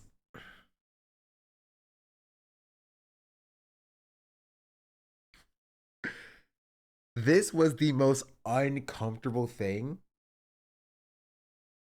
that happened at the conference. You thought what we just watched was uncomfortable. What I'm going to show you is genuinely one of the most uncomfortable things that you will see at the conference. There were like a few people, like a handful of people that walked out during the Jason Silva thing. There were dozens of people that walked out after what happened here happened. But I will say, the story does have a decent ending. Also, Alpaca Backpack, I think for the 6-month resubscription. And whatever Amanda did for the 7 months. But yeah, let's. I'm sorry. I'm already uncomfortably laughing because I remember being here and being absolutely floored by what happened here. Right? We weren't even supposed to be watching at this point because we were supposed to leave early to do a different thing. But our Uber wasn't here yet, so we were just like, okay, we'll just sit in here and we'll wait. Did you walk out? I mean, we walked out, but like not directly because of this, because we were leaving anyway. But like, we were supposed to sit here for like 5 minutes and then leave. And then this happened, and it was just like, okay. We'll watch it. Just prepare yourself. It is so great to see you all, and I cannot tell you how honored I am to be on the same stage with these incredible people. So we're going to get right to it, if that works for everybody. So yeah, it works for us. We'll get right to it. I think, is that me making that sound? I don't know. Okay. So Audrey Tang probably needs very little introduction for many of you. However, Audrey is so amazing. There are a number of things that I need to let you know. Audrey is a Time 100 Most Influential People in AI honoree. I live like a He is Taiwan's cyber ambassador and served, served as Taiwan's first digital minister and the world's first non-binary cabinet minister. Audrey played a crucial role in shaping GovZero, one of the most prominent civic tech movements worldwide. In 2014, Audrey helped broadcast the demands of Sunflower Movement activists and worked to resolve conflicts during a 3-week occupation of Taiwan's legislature. Non-violently. He did it did it non-violently. I live when I believe. Calaflor Okay. just subscribed. That's fine. Go ahead. I'm sorry? I want to run that back. Violently. He did it did it non-violently. Okay? That's fine. Go ahead. I'm sorry? Okay. They're like, they can say they. Okay. Whatever. My pronouns are literally whatever. Go ahead. Okay, forgive me. Okay, we're going to continue. Audrey helped develop participatory democracy platforms such as V Taiwan and Join. So, honestly, okay, I learned more watching this than I was in the crowd. Because in the crowd, we didn't hear Audrey say anything. And I didn't put that up. Okay, there is an explanation here that we learned by talking to the host, not this host, but like the host of the entire conference, right? The MC of the entire conference the next day.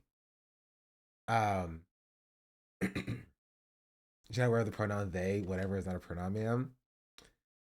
And so that's what we saw. And we were like, after this happened, people started getting up and leaving, right? People started getting up and leaving. So if you didn't hear, because the alerts were going off, Julie here was introducing Audrey Tang and said he a few times, and then said he, she, whatever, when referring to Audrey's pronouns. And obviously people in the crowd were pretty like, why are you doing that? That's weird. It also, again, it feels weird that like this is a radical conference. They have like panels who are hosted and led by trans people. They have like the way that gender identity in tech or AI overlap, and how this is a extraordinarily radical conference that is like, that has like gender neutral bathrooms, and you know what I mean? It's like, it's like, this is not a place where you would expect this to actually happen. And so it felt so weird, out of place for everybody. And so after this happened, we had to leave like 2 minutes like later. But we were talking about it. We're like, how did that even happen? How did that even occur? If I don't know someone's pronouns, I just use they. Yeah. And so it didn't really make sense. Right? It didn't really make sense. Cause like, if you're in the position to speak at this conference, it would make sense that you would just know that, like, you know, just use they, like they, them pronouns. Right? But what we thought about is that, like, we have a friend that goes by any and all pronouns, right? Whenever he uses, like, or says, like, or introduces his pronouns, he's like, you know, any pronouns, whatever. You feel me? And so we were like, maybe it could be something like that. But like, you would, if you are at least a little bit around, right, gender non-conforming people, gender fluid people, trans people, you would at least understand that, like, you don't use he, she, whatever, like it's he, him, his. You know what I mean? It's not like, it's not like he / she / whatever. Whatever is not a pronoun. You know what I mean? It's, so you would know that, like, okay, they don't necessarily adhere to one set of pronouns, but you still have to use a pronoun when you describe them. You know what I mean? Like, that's just not, that's like, you would know that. And so it's weird. And so we found out, and so like this, the panel goes through, and apparently at the end,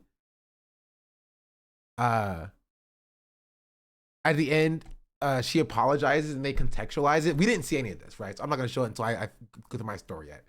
But we find out the next day when we're talking to the host that when the three of them were backstage before this even happens, like when it's still starting soon, right?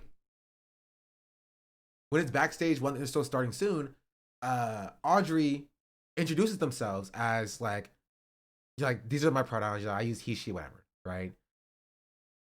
He he says he, she, whatever when talking about his pronouns. And so I guess she took that as like, okay, your pronouns are he, she, whatever. And so I wanted to try to be inclusive by saying he, she, whatever for your pronouns. you know what I mean? Like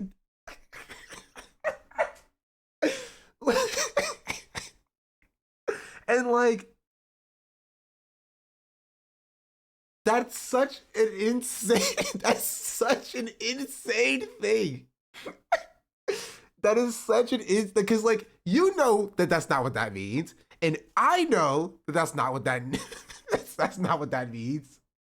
But like the fact that there are people, right? There are people.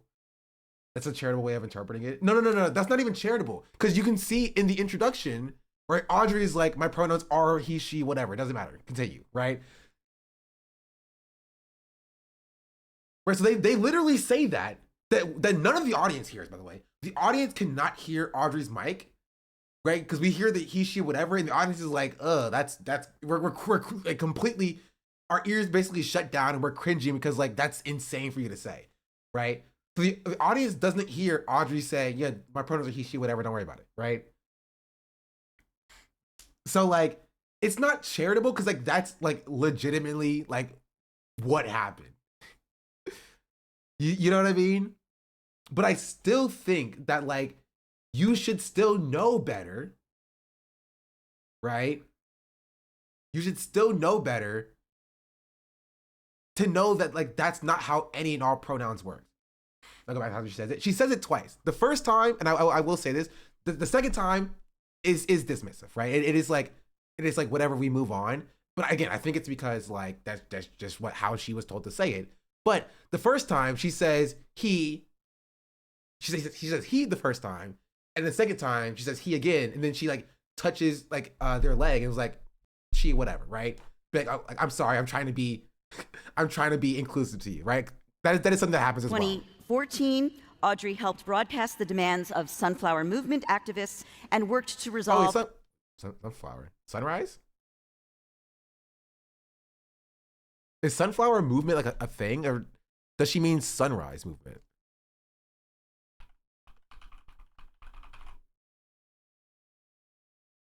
Oh no, sunflower student move. Oh, it's the student activist group. Oh, okay. Okay, in Taiwan. I was like, I've heard like sunrise movement, but sorry, I got distracted. Fair. Cabinet minister, first ambassador. I need to let for everybody. Great to see. I cannot tell. So we're going to get right to it if that works for everybody. So I think, is that me making that sound? I don't know. Okay. So Audrey Tang probably needs very little introduction for many of you. However, Audrey is so amazing. There are a number of things that I need to let you know. Audrey is a Time 100 most influential people in AI honoree. He is Taiwan's cyber ambassador and served, he, she, whatever, served. So you can see that she says he, and it says he again, and she's like, oh, I remembered. She, whatever, right? I got it. I remember now. So she's legitimately trying. You know what I mean? She's legitimately. She reaches out and she's like, you know what I mean? Like, she, whatever. You know, this is what you wanted for me to. This is what you wanted for me to do. She's like, she probably had it written down too. She probably asked, "What are your pronouns?" And they said, "He, she, whatever." You know what I mean? Right? And then she was like, okay, he, she, whatever. Got it. I'm going to get that right. I'm going to get that right. I'm going to get that right. He, she, whatever. It's on my paper.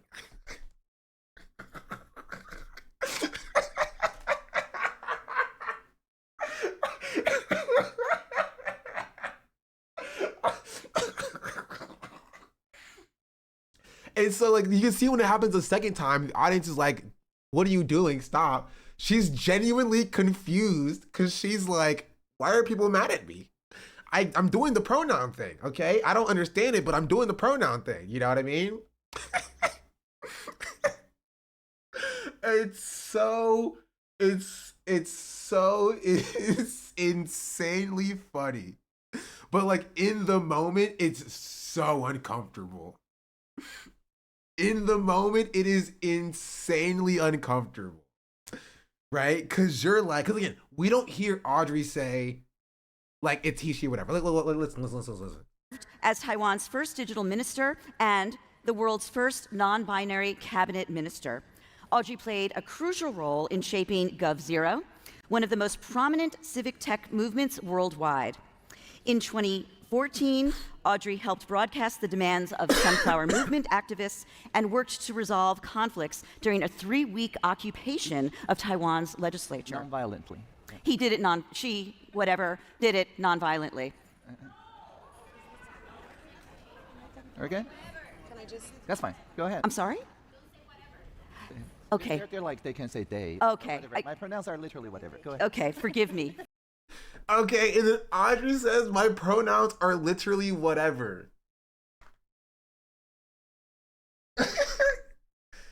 So okay. Not to give women too much credit, but I can understand how she's very confused right now. I can understand how she is extraordinarily confused right now. Right? Cause like for like the rest of us, right? For us, we can understand when somebody says my pronouns are literally whatever. You can like we can understand that means like, okay, just use any set of standard like pronouns, right? Like just use or any pronouns, any sort of pronouns. It literally doesn't matter. Just pick one, right? Just pick a pronoun and just stick with it. You feel me? And she's like, okay, whatever. Your pronouns are literally whatever. That is a pronoun that you use. So I will use that when referring to you. And you're just like, no, that's not. And like, how do you explain that? Because like Audrey themselves literally said like, my pronouns were like are literally whatever. Literally whatever. And so she's like, why are people getting mad at me? Right? Whatever's pronouns are literally whatever. Like that's what she's thinking in her mind. And it does not make sense to her. And I can understand how she's a little bit confused. You know what I mean? I can understand how she's a little bit confused. But in the moment, it comes across really badly. You know what I mean? This is still a blind spot for her. You know what I mean? She's not like innocent in this. This is something that she should have known, right? At her big age, especially speaking at this event that is extraordinarily radical. This is something that like she should have had training on beforehand so that she did not think that like he, she, whatever are literally a set of pronouns, right? That is a failure on the part of the festival, and it is a failure on her part as well. You know, this is the Kardashians' fault for it. As kind of the misuse of literally older folks are not caught on. No, I think you should catch on. It's not like older folks don't know that like literally can also be like used metaphorically. But regardless, it is just something that happened that was extraordinarily uncomfortable, right? And at the end, there was like an apology that happened as well, right? But the story does have a happy ending. So before the talk started, Audrey told her that their pronouns were he, she, whatever, and she took that literally. Yes, that is what happened essentially. Very grateful. Thank you so much. It's been a great day. I think our speakers have done the impossible, which is making us optimistic about regulation, which is not a feeling we're used to feeling. Thank you again. I want to give our speakers a round of applause. You did a great job. This is going to wrap our programming for the day. One thing I also wanted to say, I think is a special thing about Mozilla and Mozilla events. These are meant to be a two-way dialogue. This is the kind of place where we do welcome people calling us in You are meant to have a two-way dialogue, give feedback, and share what you think. We're grateful for that. This is the kind of place where these conversations happen. Mozilla events are a special place. This is a special community. We're grateful for that. And this wraps the programming for this stage for today. We will see you all bright and early in the morning. Go out and have a great Saturday night. Good night. Thank you. Thank you.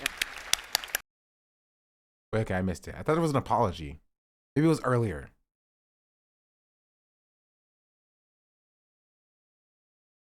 Or they might have cut the cameras. I don't know. I was told there was an apology. I didn't see it. Not important though, right? Because there is a happy ending. I don't know if it's recorded here.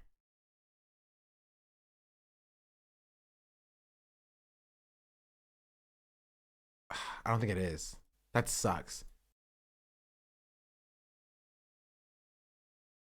It's not. That sucks. There was a really good panel, right? So after this happened, right, and everybody left.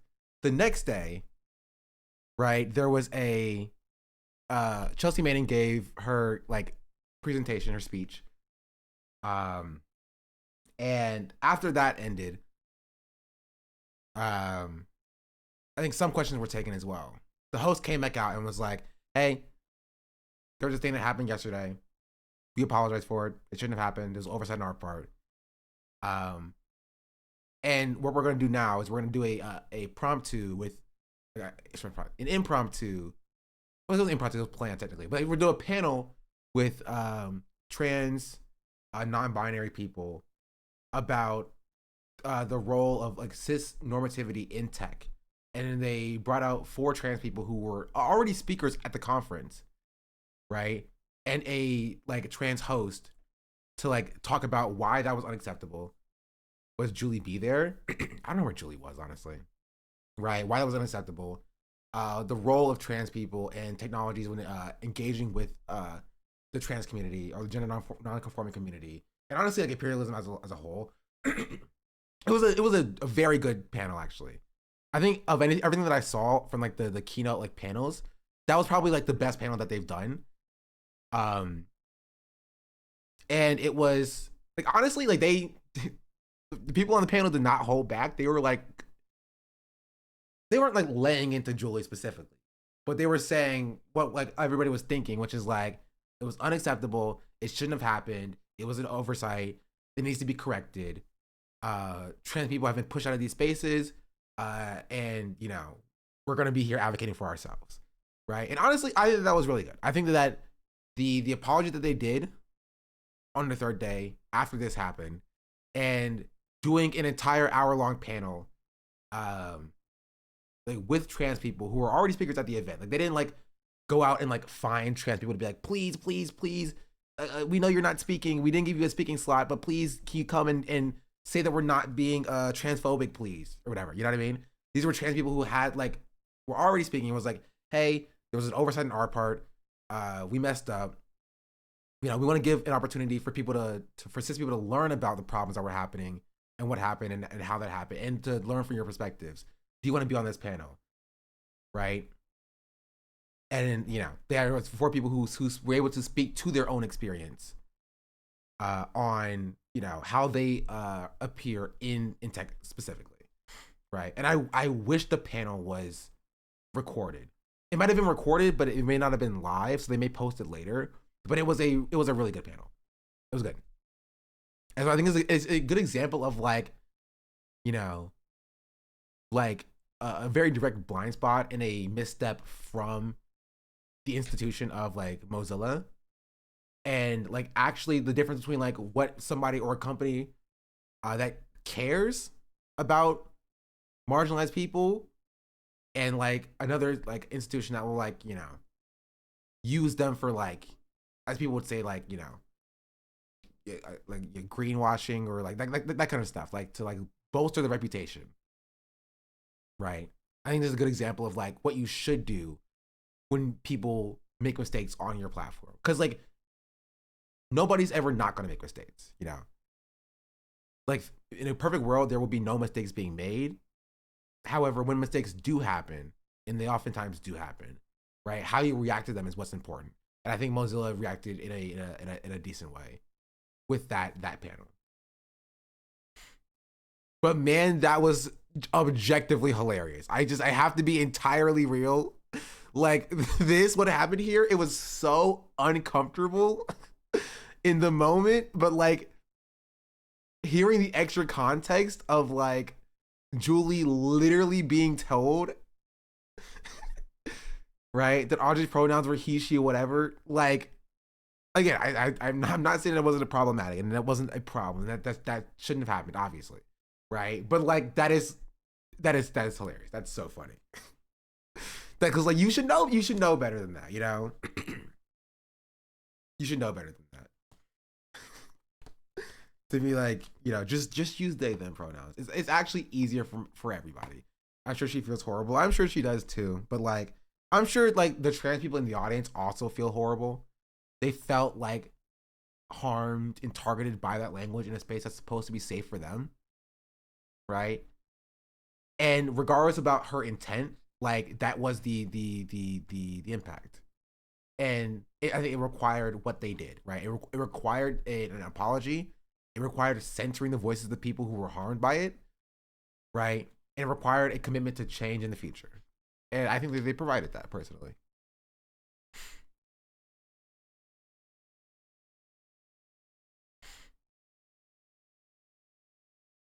That it wasn't malicious. I live like a capitalist every single day, Shank.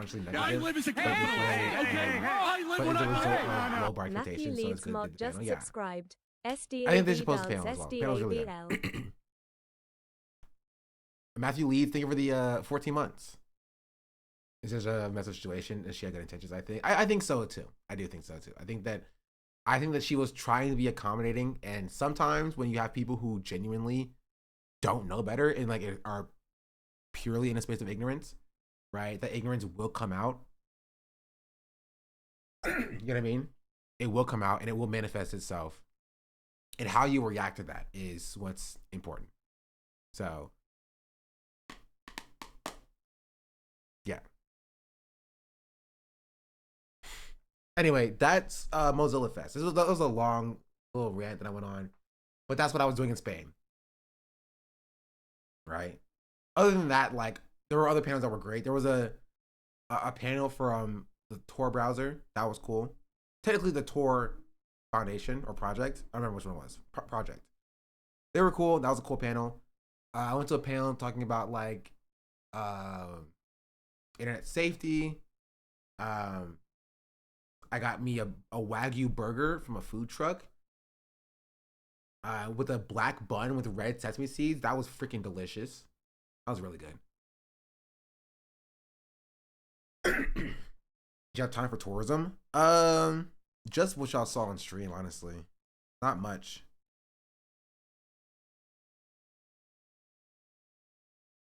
Unfortunately.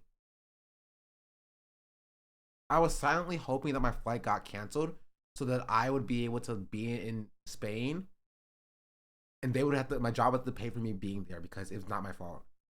That was the transit overall. Like the transit in Spain. Honestly, nice. There's freaking trains because it's freaking Europe. You know what I mean? So that's cool. I like that. Good trains. The transit there was 15 hours. And it was rough. The transit back, honestly, was kind of nice. Right? It was the same 15 hours, but I sat away from my friends in the first trip there because, like, one of my friends wanted a window seat, and I wanted a window seat, and we could not sit in the same row, so I was sitting behind them, and I just kind of slept the entire way. But on the way back, I still wanted a window seat, so I got a window seat. But the plane was like, you know, half full. So my friends had an entire row to themselves in the middle, 4 seats. And so, like 2 hours into the flight, after I took a little nap, I woke up and I went back to sit with my friends. And me and my friend Dom talked the entire time. And that was nice. That's cool. 1v1 Valorante for window seat. Did y'all see the harbor changes in Valorant chat? For those of you who are freaking nerds. Did y'all see those? MozFest or TwitchCon? As far as I know, no one got assaulted at a meet and greet at MozFest. So, of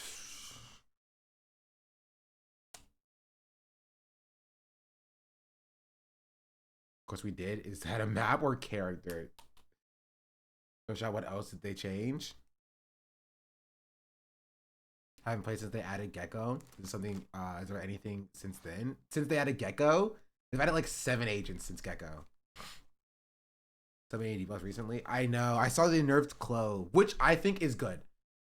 I think Clove is overrepresented in ranked play, and I will now be learning how to play Harbor because Harbor now has Omen-like smokes. His ult doesn't completely suck. He only has 1 smoke though, so it's not great. And he has a wall that's better than Viper's wall, right? So Harbor is just better Viper. Viper, you put down your wall, you can't pick it up, but it's a straight line, right? Harbor's wall, you can curve, and you get an Omen smoke that you can just place down like Omen that has a Cove property that you can like use to stop bullets. Viper just has like a decay on her wall, which is like, it's cool, but like it's not fantastic. Especially on a lot of the maps, because a straight line wall is not amazing, especially when they also limited her fuel.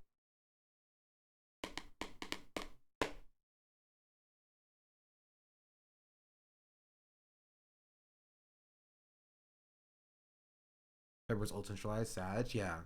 And honestly, her ult isn't even that great. With a lot of the new agents that are out, you know what I mean? Like, especially also with a lot of the new maps. On maps that are like large, like Breeze and Icebox and Fracture, her ult is really good, right? But on small maps, like, because it covers like a lot of space. But if you're like on a small map, it only covers a very small amount of space. And so there's only a few places you can hide in. But on Breeze, you throw on your ult, and it covers like all the way from like a site where the plant spot is to the freaking doors. Anyway, sorry, this is not relevant to what we're talking about. But that's my experience at MozFest. What else did I miss, chat? What else is going on?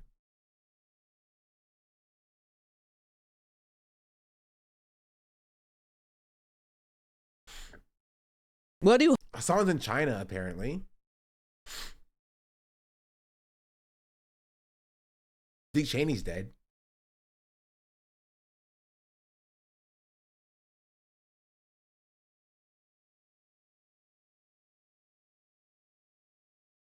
That's a thing as well. First thing was insane, was it? I didn't see any of it. I was traveling.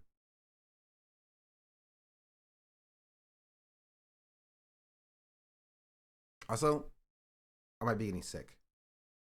Because my friends are all sick. Also, I was already running with the China concert. Somehow they already found a clip there. That's not surprising. That's not surprising. The con flu, it happens every time. Happens every time.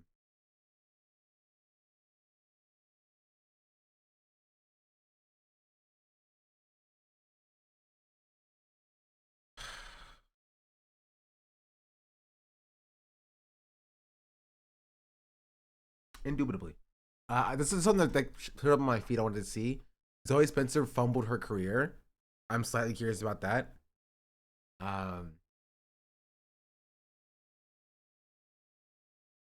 Is there anything else? Is there any other drama stuff that's happening? I just like the Your Age stuff, but like,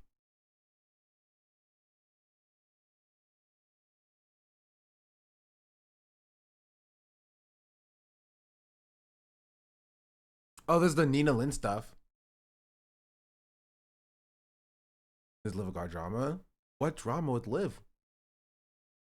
What is He's this? high, right? Oh, what the fuck, yo? Why you always hitting me? Stop with those. Oh, I can't touch you no more because I have to make a sign ID. Sorry, I forgot. Yeah, that's gonna be tough, bro. You want me to punch you? You sure? So I am not assaulting you. No. I am not. You consent to this. Yes. You fully am okay with this. Yes. You will not use this clip against me later in 3 months later. Never. Or 9 months later. No. Or 6 months later. No. No? Hey, chat sees this, bro. Ready? You asked for this. Nod your head. 2 times. Did you get it? She's dragging it. Okay. She is dragging it. Wait, can I say something? After the 48-hour banning and then unbanning and then a week's banning of Nina Lynn, she is now unbanned again and back on the Twitch platform, making fun of her essay on Saheed, Silky's assistant. Now, I think the world at this point has criticized how small of a ban this actually was. People were talking about that it was that SpongeBob meme where they literally walked inside the jail doors, closed the door, and then opened it back up in real time again. And I guess Nina figured, hey, if everyone's kicking Twitches back in, why don't I do it? Hell, why not join in on the party? Because it's so damn fun. For those of you who don't remember, Silky's assistant... With people in defense of AI? Which AI? Like ChatGPT? Saheed was essayed on stream by 2 women, Nina Lynn and Zoe Spencer. Hey, come on. Zoe, you can't. Zoe, you can't. He's 23. No. He's consensual. No, he's not consenting. Yes, he is. He's not even saying nothing. He likes it. Yeah, give. Oh, no. Can I speak on like freaking Kyle Kalinske? Kyle Kalinske is like this close to being blocked. You know what I mean?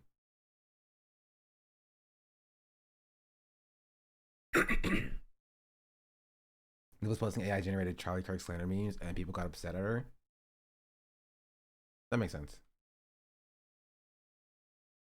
Really? Yes. I think okay.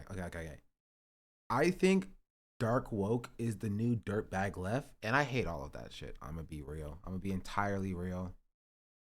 Right? It's just a way for like people who position themselves left of liberal to get away with doing things that they normally wouldn't get away with doing, because they think that they've picked the correct targets. You know what I mean? It's going to be assholes. Yeah, and I think that, you know, we should have, I don't know, standards and beliefs and principles on certain things. Like, I don't think we should be dropping Yar slur because we're dark woke, you know? I think that's silly. We shouldn't do it. I don't think that, like, you should use, you know, bad women as an excuse to be like misogynistic, right? I don't think being misogynistic towards bad women is okay because they are conservatives or bad. I don't think being racist towards, you know, bad black people is okay because they're bad or whatever. You know, I thought dark woke was like supposed to be aggressively woke, like Tumblr style wokeness. No, it's basically just doing like reactionary shit, but like in the direction of reactionaries. So it's okay because you are picking the better targets. You know what I mean? People using dark woke unironically, that's just so lame. It's become unironically ironic. You know what I mean? Like, it's been like they're using it in a way that they think is unironic, but they're using it in a way that they think is ironic, but they're still being unironic when using it. They're being genuine when using it. So it's unironic. You know what I mean? Like, you guys, listen, no, look, I'm just doing this in an ironic way, but all my thoughts are genuine and I actually think it's okay for me to do this. Right? I think it's actually totally fine. But like, no, it's ironic.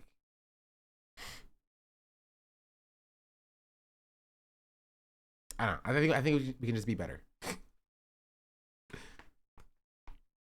You feel me? It's a sliding scale, obviously. It's a sliding scale. Like, doesn't call him Schwarzkopf's manlets. I think it's cringe, but that's just me though. That's why you don't see me doing it. You know what I mean? But I don't think it's like bad. I'm not like, oh, whoa, the cops. I just think it's like not effective. You know? But I personally don't get off on like irony pilled, like edgy stuff. You feel me? I didn't like, I haven't engaged with that since I was like 14. You know? And I understand that some people still engage with like the 14-year-old edgy for the sake of edginess, even from like the left-wing perspective. And I personally don't. Right? I'm not gonna like decry when cops are being called like thumbs or whatever, but I'm not gonna do it because I don't think it's like effective messaging. I think it's a little bit silly. But if you want to do that, like you know, then go for it. I'm not gonna like be like, you can't do this. But like, it's about understanding that like that's not like praxis. You know, does that make sense?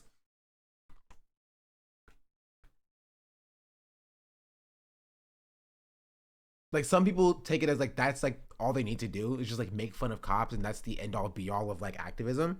But that has to come in conjunction with actually messaging against why policing as a system is bad. And I think a lot of people, not all the people, I think Hassan does it relatively well. So I don't like yell at Hassan when he's like doing like dark woke shit or whatever. Right? But like it needs to come coupled with a actual basis of theory.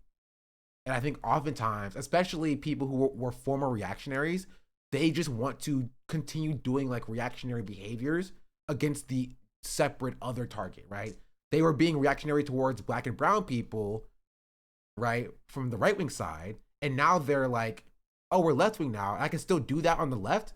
Now I'll do it against like right-wing people that I don't like from the left perspective. The problem with doing that is that they think they can pick correct targets, but they can't, right? That's the issue. They think that they can do this and it's okay because they're doing it against bad people, but that is a reactionary mindset. And, you know, it's how oftentimes like white leftists end up being racist towards like black conservatives. You know what I mean? Like, because they think that, oh, because this person is a bad person, the things that I say against them don't necessarily matter, you know? And in some cases that's true, but they're still, you know, they're still black and there's still things you have to kind of dance around because the race is still, it still exists for that person. And you think that because this person is a bad person that it doesn't matter, but the words that you say can harm the black people who you are supposed to be in community with. You know, or leftist misgendering Caitlyn Jenner has always irked me. Yeah, like that's the same thing.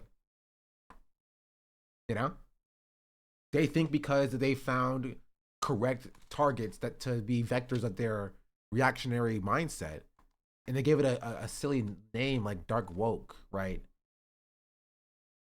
Then like it makes it inherently okay. And I think some of it is okay because it's not based in like white supremacy, right, or the patriarchy, but some of it's not okay because it is based in the white supremacy or the patriarchy. You know? Right? And my line may be different than like other people's lines. You feel me? Like my line just may be different than other people's lines. Like I personally don't engage in like fat shaming, like, you know, fat conservative people just because I don't necessarily appreciate it. Right, but I also think that like that's not like it's obviously like fat shaming is not good, but like I think it's a little bit different than like being racist to a black conservative person, you know. And I will call that out immediately, but like I pick my battles there. Right, I won't do it because I'm like against it, but you know that's just me though. Tier list it? No, I'm not gonna tier list it. People not being principled just because they don't like somebody just irked me. Like, do you have a leg to stand on at that point? A lot of these people don't. That's the thing, right? And this is a problem when you have a movement that is led by people who are formerly bigoted. You know what I mean? That's a problem when you have a movement by people who are led by people who are formerly reactionaries, and they don't actually shed their reactionary worldview. What did Kyle say recently that made you want to block him?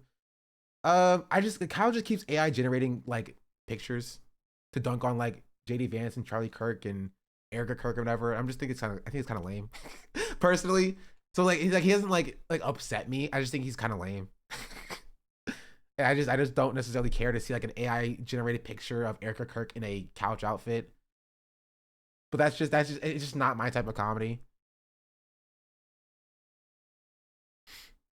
You know? That bothers you, you're not gonna like the live stuff. I mean, it's the same kind of thing. I don't appreciate it. It's just not my thing. The R-word tweet was lame. I agree with that too. Right? That's worse in my opinion. Like dropping the R-word to dunk on conservatives is not just lame. It's harmful and damaging, and it makes you a bad person, in my opinion. All the Charlie Kirk deepfakes are corny and weird, low key. I mean, not even low key. Like, if you are a leftist and you understand how deepfake technology has been, is being, and will be weaponized against women, right? By them being deepfaked on porn unconsensually, why would you go out of your way to engage in that technology in the first place? That just doesn't make sense to me either. You know what I mean? You understand how that is bad and harmful and damaging, and you understand that there are currently zero regulations to protect marginalized people, right? To protect marginalized people right now from being harassed and defaked on without their consent. So why would you willfully engage with that system, especially when there's no guardrails in place to make sure that that still isn't happening or being used and weaponized against, like women now, you know?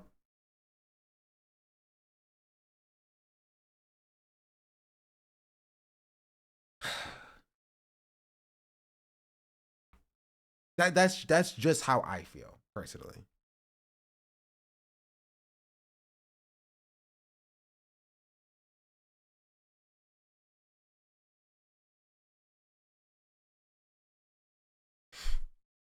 Be more creative dunking on your opponents. Yeah.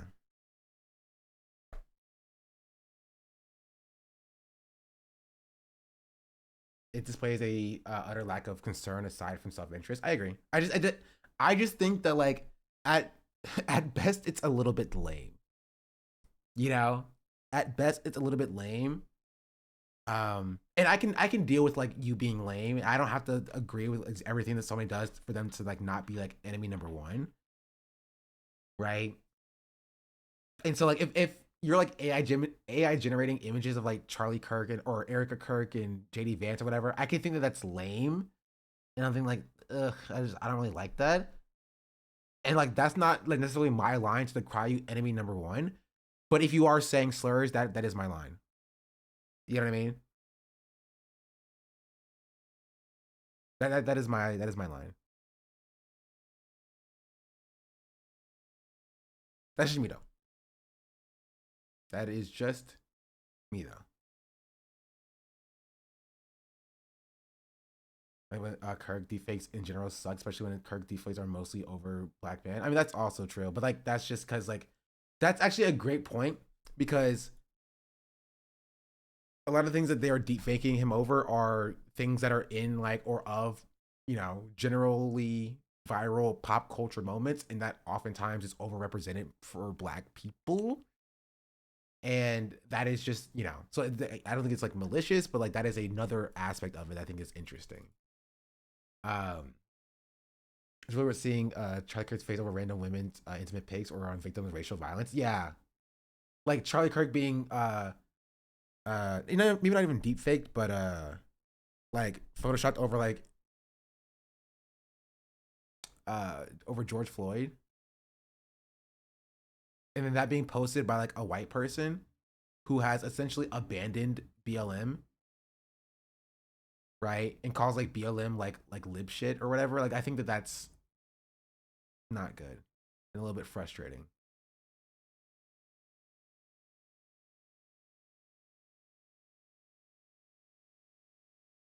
You know?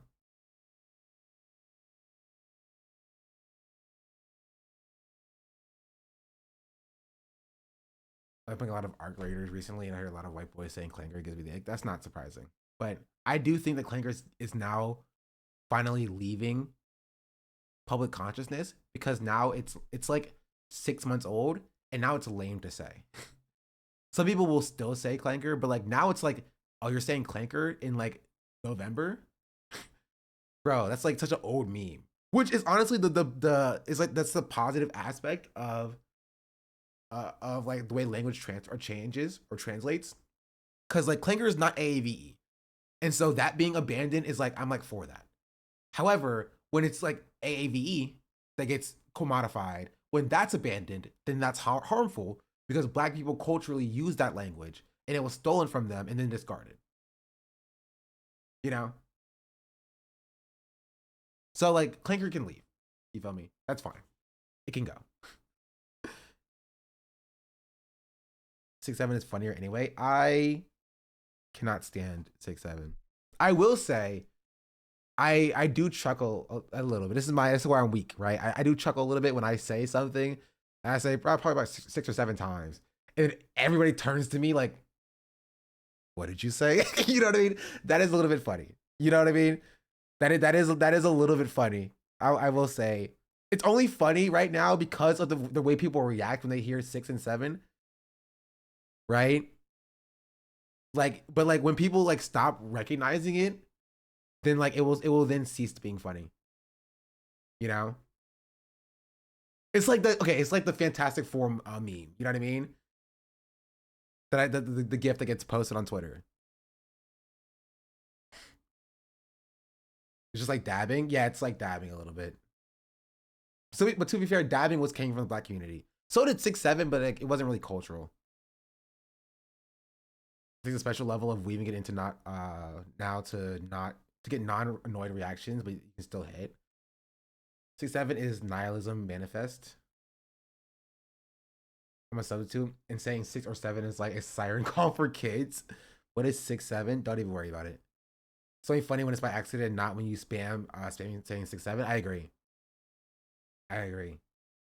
Like that one time I was at TwitchCon and someone came up behind me. He was like 6'7", and you're just like, all right, sure.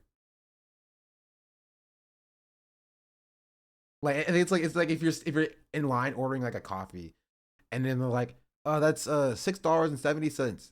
You have your friend just like chuckles. You know what I mean? It makes me smile. Cause I'm just like, yeah, okay.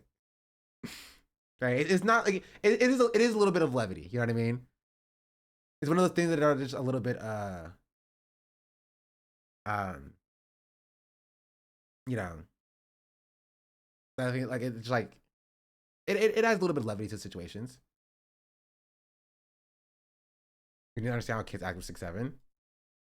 Did you turn your partner badge off, Hercule Satan?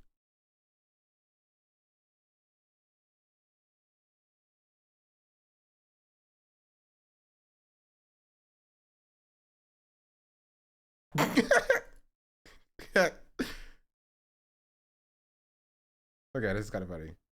Yeah, okay. See, I notice. The 2 free throws coming up here, Brad, and I don't know if you've realized what the score is right now, but if she hits them both, this place might go real nuts. Well, if you've been wondering what the noise level in here is all about, there's about 1,000 kindergarten through 8th grade students from the... Oh, God. Oh, no. Oh, no. There's 1,000 kindergarten through 8th grade students. Stop. Oh, no. Millionaire here that brought a ton of energy this morning to this game. It's been a great environment. And average neon stream.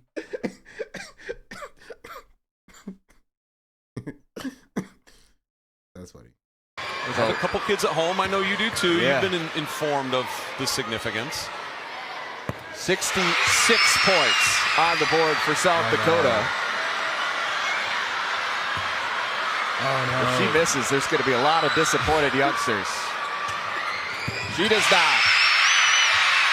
Look at the U.S.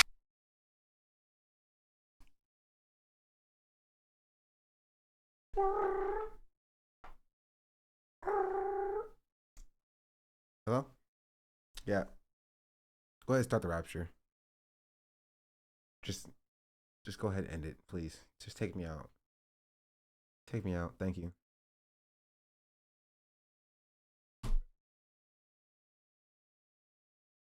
What are we talking about? I will say it does kind of make me smile that like people are happy about something. You know what I mean? So that's why I don't go too hard, right? I don't go too hard on stuff like this because like, you know, they can be happy. Let the kids be happy. If that makes them happy, you know what? Sure. This is like a situation where it is literally harmless. You know, like nobody's dying for some stupid internet challenge. Like it's literally harmless. It makes people very happy and excited, if not just a little bit annoying. Like if we're going too far, I think it's fine. Steve Bench, everyone. Yep. All right. Okay. 6-7 to 4-6 here in Vermillion, South Dakota, on top of Air Force. Tori Schlegel just became a whole bunch of kids' favorite. Crazy. Everyone gets their cringe. Yeah. The only part of the school is having a 6-7 day. I agree. Like, just let the kids have it. You know, actually, I think if you hate the trend, that will make the trend end quicker. But like, I'm so glad Ellen is off the air, bro. She would bring on the 6-7 kid, and he'll go, and she'll be like, do that little dance thing you do, and he'll be like, they'll be like, I don't know, some old, like, not old music, but like some 2000s be like Soulja Boy would be playing, and then they'll be like 6-7, and they'll be like, ah, and Ellen will be like, see, I don't really get that. That doesn't make sense to me. Can you explain what that means? You know what I mean? And then Ellen would just like, everyone would be like, bro, Ellen, just shut up. You know what I mean? Let the kids have their fun, number one. And no one likes you. God, I hate Ellen. Everyone hates Ellen. As you should. Ellen sucks. Have you seen him and LaMelo Ball fight over who made the meme?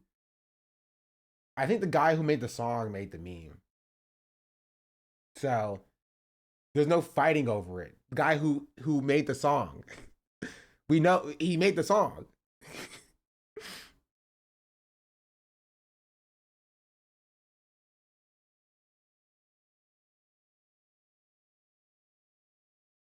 For player. Yeah.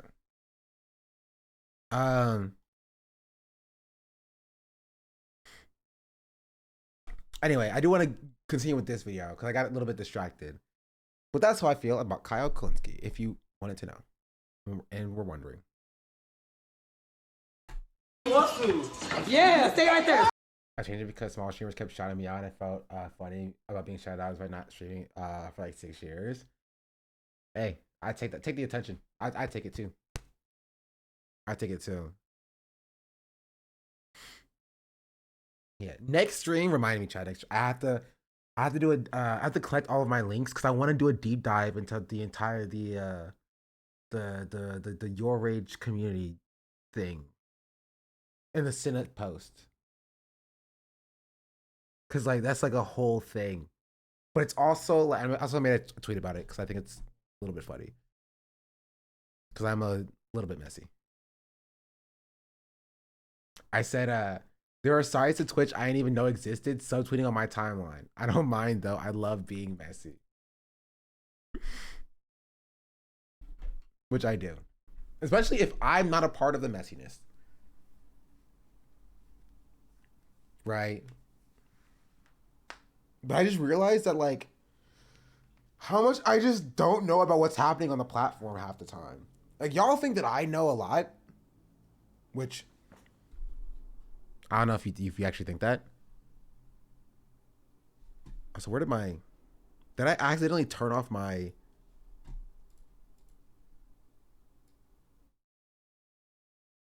No, okay, now it's better now.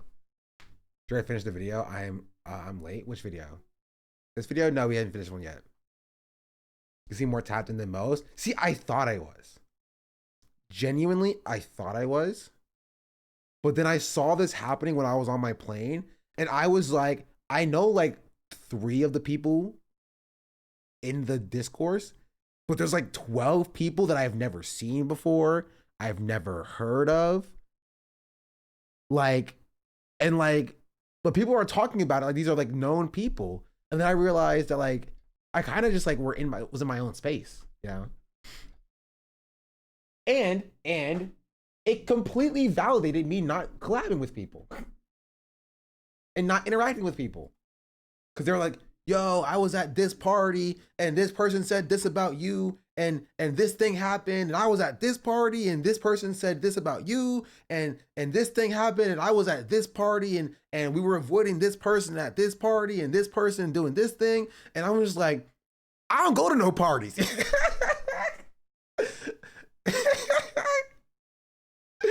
I don't go to no parties.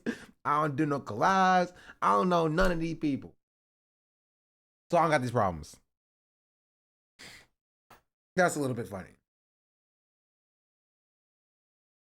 That's a little bit funny. But I do want to do a deep dive into whatever that's about. Because I am still messy. Even if I have social anxiety and I won't involve myself, I'm messy enough where I want to take a look-sees. But anyway, let's continue with this video. John was the smart one all along for not reaching out to anyone. And that's what I'm saying. That's what I'm saying. Y'all were yelling at me being like, oh, you need to reach out to everybody and collab with everybody. But then I will be getting pulled into drama that I'm not a part of. So joke's on you. I'm drama free. Okay, maybe not drama free. I only have like 10% drama. So think about it. Worth it for the clout? But that's the thing. I already have a little bit of clout, you know what I mean? Like, I'm not like a small streamer, feel me? I think I gotta keep that clout up. That's what I'm saying, W. Didn't you move out to do more collabs, or am I being lied to? The rising star, you have some clout. You can only say that in 5 days. But what day is that? What day is the 16th, chat?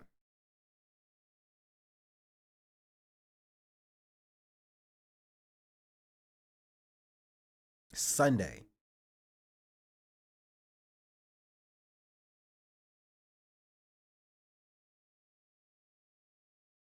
Yeah.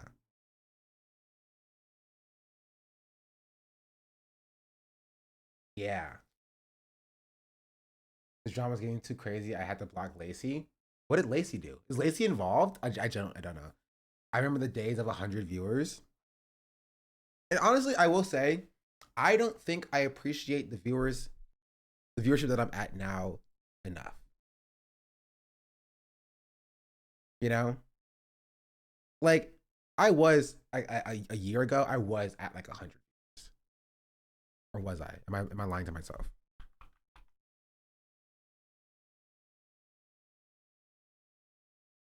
Never mind, I'm washed. 300 average viewers? Yeah, go ahead, pack me up. I'm washed. 2024, hold on. November.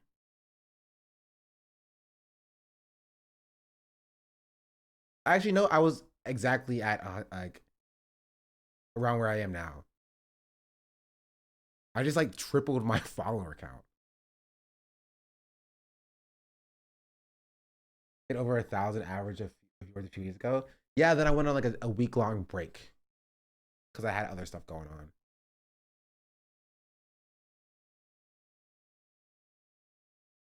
Which I enjoyed going to Barcelona, don't get me wrong. But I do feel as though when I do take my breaks for my job, I do like need to like slowly build back up to like where I was before. Right? But, you know, we chill, good. The nominations I've already passed, so like, is that 1.7K today? I know, I saw. I gotta, whenever I get a shout out, I always look at somebody's stream on my second monitor just to see what they were talking about. I didn't know why he shouted me out, but W Jason. He's on the front page today. She went to a Barca game. No. I refuse.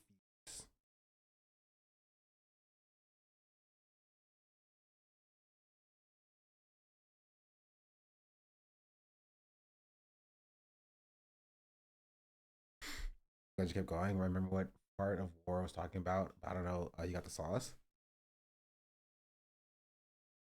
A shout out. That's cool.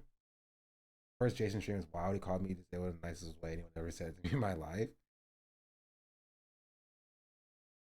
I know I'm an adult when I start constantly getting up early enough for Jason streams. I hope one of my friends gets nominated for Hidden Gem. That would be cool. And then I hope they win. I hope they do what I did not. I pass on the torch like I'm All Might. I'm All Might, and I couldn't defeat All for One, and so I give them a piece of my hair, and they take one for all, and then they go and they start beating up a child who has an older man living inside of him.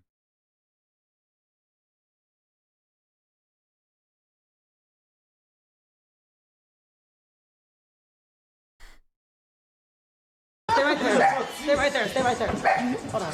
This is crazy. Sit down. Yo. Sit down. Take all of this off. Take it off. Hey, yo, cut the cameras. Cut the cameras. Now, just like any other Twitch essay situation. That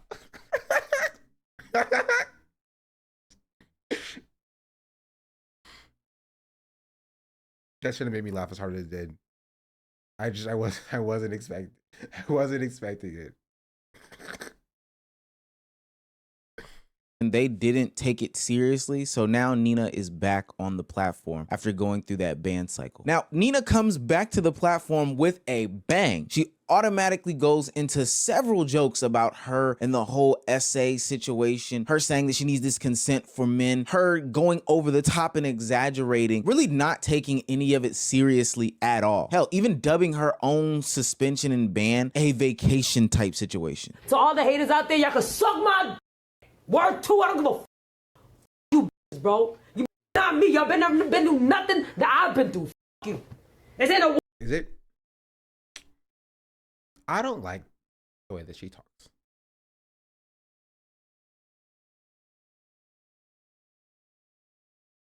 It feels racist.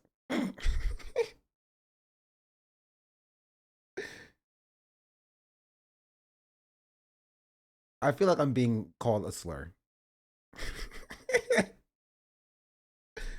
Worst it's ever been. I'm not gonna lie. It's bad to say, but this is not the worst it's ever been. I've been through worse. I've actually been through worse.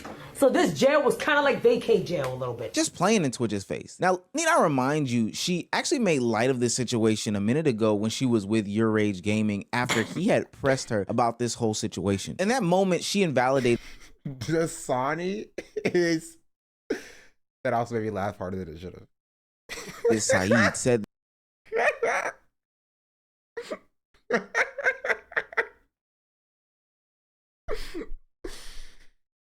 That's out of pocket. I disavow. That it wasn't really essay, and you know, said that he was really taking the narrative too far, making them out. Okay. Focus up. Who's Aquafina? You don't know who Aquafina is? Also, it's not spelled like that. Aquafina. You know what? I'll just you should have a good like compilation reel.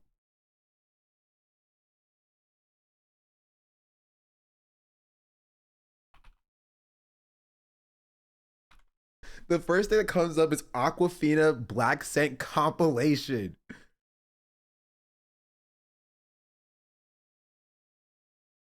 Yeah, she's like trying to play a game of chicken with me. Where she's like coming at me and like thinking I'm gonna swerve like a chicken. But you can't swerve. I'm not gonna swerve, not for her. Gonna roll up to that way and you gonna be like, back, bitch. Back, bitch. For years, people have accused Asian American actress Aquafina of using a black scent, which is a manner of speaking used by non-black individuals that is indicative of AAVE, or Ebonics. Other celebrities like Billie Eilish have also been accused of the same thing. Bitch, I do that still? Okay. The fuck? Now, before I go on, I think it's important that these conversations are discussed by people who actually belong to the culture. I am black. And this is when you're probably thinking, damn, this is the whitest black dude I have ever heard on YouTube. And to that I say... Okay, I wasn't thinking that until I heard his laugh. He sounded like a guy named Kyle who surfs when he laughed. I was trying to do the voice. I was like, I'll probably butcher it. People who actually belong to the culture. I am black. And this is when you're probably thinking, damn, this is the whitest black dude I have ever heard on YouTube. And to that I say, Like Kyle. He gives Kyle a little bit. You are correct. But when you think about it, in a way, this is inherently the root of the problem. What does it mean to quote unquote sound black? Oftentimes, when celebrities or creators are accused of talking black, their speech doesn't actually resemble the average black person. If that was their goal, I mean, they would just simply talk in their everyday voice, which would more closely resemble how the average person talks, black or white. But no, what we're seeing instead is a hyperbolic... I need a trigger warning for Wovicky, bro. I need a trigger warning for Wovicky. You can't just put that on my screen, bro. Exaggeration of black culture that's being used by non-black creators. The problem isn't necessarily white people trying to sound like a black person. The problem is white people trying to sound like a caricature of a black person. A caricature that is deeply rooted in racist stereotypes. Many of these stereotypes date back to minstrel shows and the bygone era of blackface. Everything from the shoe polish to the big ears to the red... Bygone era, but sure. He's right so far. It's a good video. Lips were all meant to be an exaggeration of black people. It was more than just being made fun of. Our very existence was the punchline. And I think the uncomfortable truth that people don't want to acknowledge is that while we look back and condemn blackface as clearly racist, the mentality behind it hasn't fully gone away. I mean, sure, society doesn't accept people just walking around in blackface paint anymore. But we have, however, gotten too comfortable with the idea of adopting a persona that is based on the stereotype of the ghetto black person, and have allowed these individuals to use this caricature for clout. And look, I don't mean to get in my Dr. Umar bag, but come on. My For You page is just video after video of white influencers profiting from black art and black vernacular. And look, I will say, that ain't my For You page. It's there. It ain't my For You page. Fully all I get is monsters. How should I feel? Creatures lying, looking through the window. Blame them. In today's society, cool is currency. And everything about our culture, from our fashion, to our music, to our language, has become synonymous with cool. To me, there is a key to... I'm so glad I don't ever have to, in my life, ever again, hear a white person say, my outfit on fleek,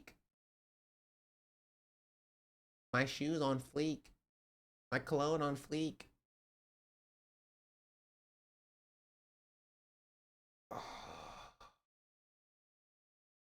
You're black. Bob's paying that guy.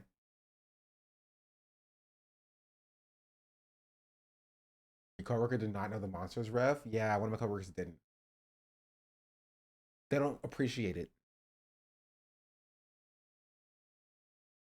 People say that other than stuff, other than eyebrows, hearsay. They do, and they did.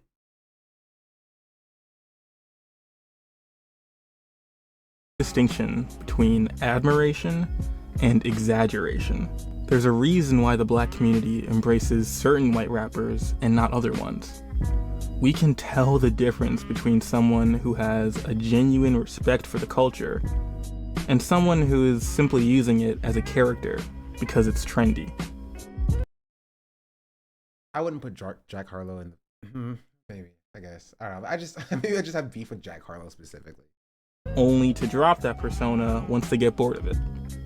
This in itself is a major aspect of white privilege. I think, okay, to be entirely fair, this video came out when Jack Harlow was at his heyday.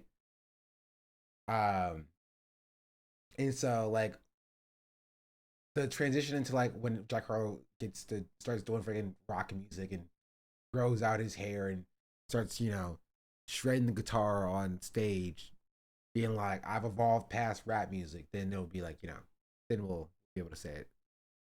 The idea that you can use a black scent to advance your career, but then drop it once it no longer benefits you. Being black isn't a mask that I can take on and off. Whether I'm chilling with my friends, or at a job interview, or talking to a cop, or just by myself, I am black, no matter what.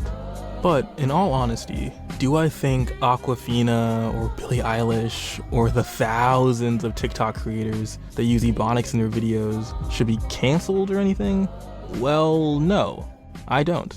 Nor do I think that all slang should only be spoken by black people. Like I said, the problem isn't white people enjoying aspects of black culture. The problem is when black culture isn't respected, when it's treated like a piece of clothing that sits in your closet until it's fashionable to put on again. Or a commodity. He doesn't like when the black identity is commodified. Hey, that sounds like a YouTube video I've seen before. Huh.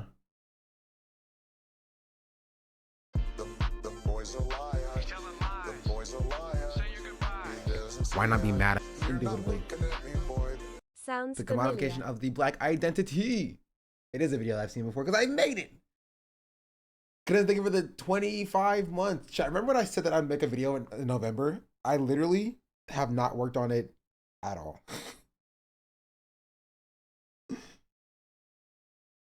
I've done zero work on it. I forgot that I had a business trip.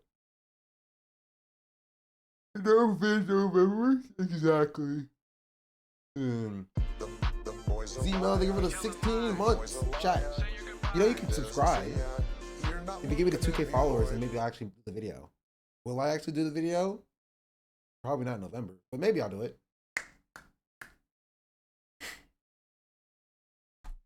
But yeah. That is the problem. So, the next time Awkwafina wants to do a black scent for easy laughs in a movie, or some girl named Becky from fucking Ohio or something wants to wear fake lashes and say, "Yas Queen" on TikTok, my only hope is that they're honest with themselves and really ask, what exactly am I trying to achieve here? Like, is the joke supposed to be what I'm saying? Or is it really the manner in which I'm saying it? Because when you allow black culture to end up being the punchline, laughing at the joke also means laughing at us. Okay, everybody wanna be a nigga, but nobody wanna be a nigga when it's time to be a nigga. If you think a nigga say it when you see a nigga, please be clear. I rhyme, I do not. Tier 3 stuff, if you bring Hardison, tier 2 if you ask. What would I even ask? Ooh, there's a Connery's pants video.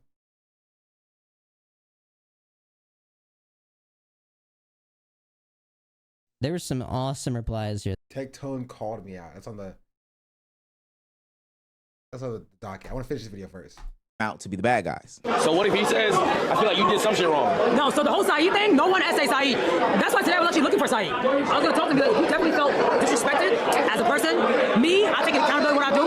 If you did ask felt disrespected, I didn't know. So you gotta let me know. If you did, I will always apologize. I mean, that's just normal people. But for him to walk around and say all that crazy shit, you never think about what Saeed's thinking too, though. Like, who wants to walk around being called that? Wow. Is that so, Nina? Interesting. Do you keep that same energy when it comes to women that get assaulted? Do you say the same thing? Like, that'd be very embarrassing. But I imagine if it was two guys who did this exact same thing to a girl on stream, if it played out exactly the same, there would be universal condemnation across the board, including from Nina herself, I imagine, and rightfully so, because stand back, brave take coming in. Plug your ears if you're not ready for the spicy take.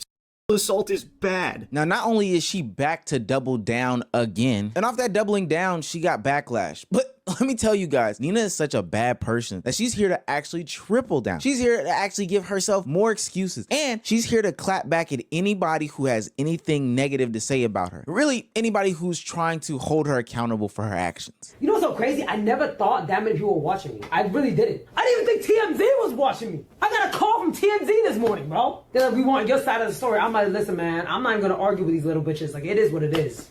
You know what I'm saying? We live on, we be better, bro. That's it. We gotta keep it pushing. And I'll say one more thing, and y'all know who this is, bro. That weird motherfucker that lives in the basement of his mom's house, Oh, God. that be chatting about me all damn day long, you are obsessed with me. I think you in love with me. No cap. I Who is she talking about? genuinely think you get no pussy and you in love with me, bro. Like, you gotta chill out. It's been way too many clips I've seen you, bro. Like, you low-key obsessed. I'm flattered. Hasman? Oh. Let him fight. Fight. Bro, I'm so down for this. Please.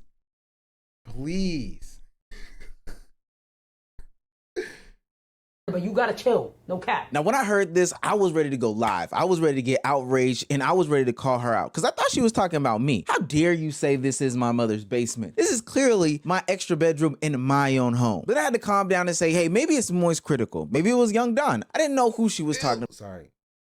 Young Don's still around? On home. Then I had to calm down and say, hey, maybe it's Moist Critical. Maybe it was Young Don. Oh, he started posting daily. Now he's getting numbers again.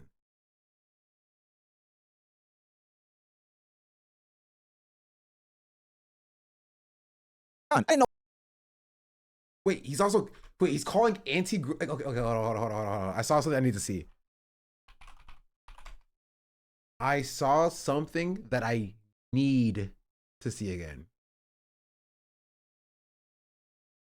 Indian conservative finally accepts that MAGA hates him when being anti-black calls you everything. Trump Nick Fuentes problem just got worse. Republicans become woke after MAGA kicks them out. Anti-woke grifter after Antonio Speaks exposed him.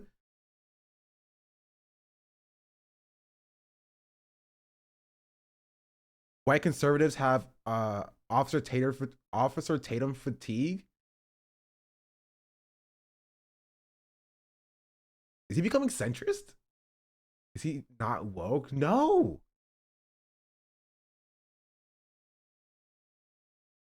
He was like conservative, like right-wing Christian, born again, like conservative.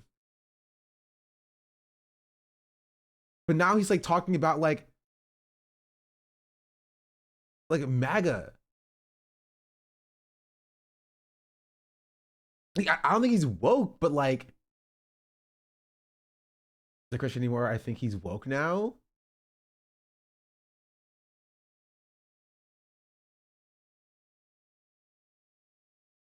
Interesting.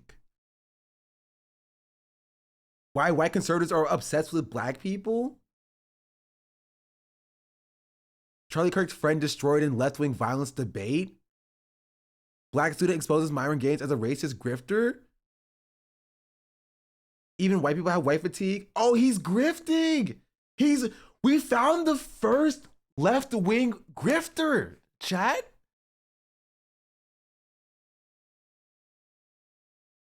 He's a left-wing grifter. He's grifting. That's crazy. I didn't think they were real. It's like a unicorn. Apparently, it's possible to his marriage too. Okay, send me that. What do you mean by that? I need an explanation on that.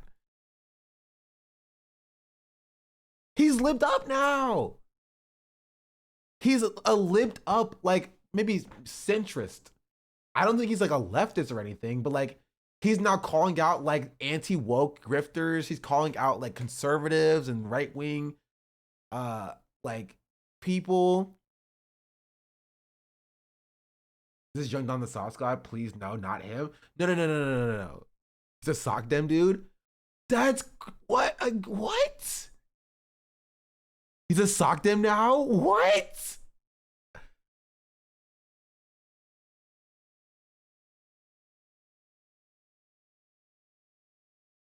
Woke genuinely may be back.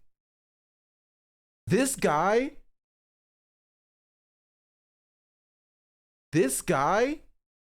used to be like a conservative, like a I don't even want to say evangelical, like just like a like conservative Christian influencer. I live like a capitalist every single day, Shank. Who was like anti-abortion and like was a reactionary. Rhetoric and vegan socialist just subscribe. Like the libs are radicalizing.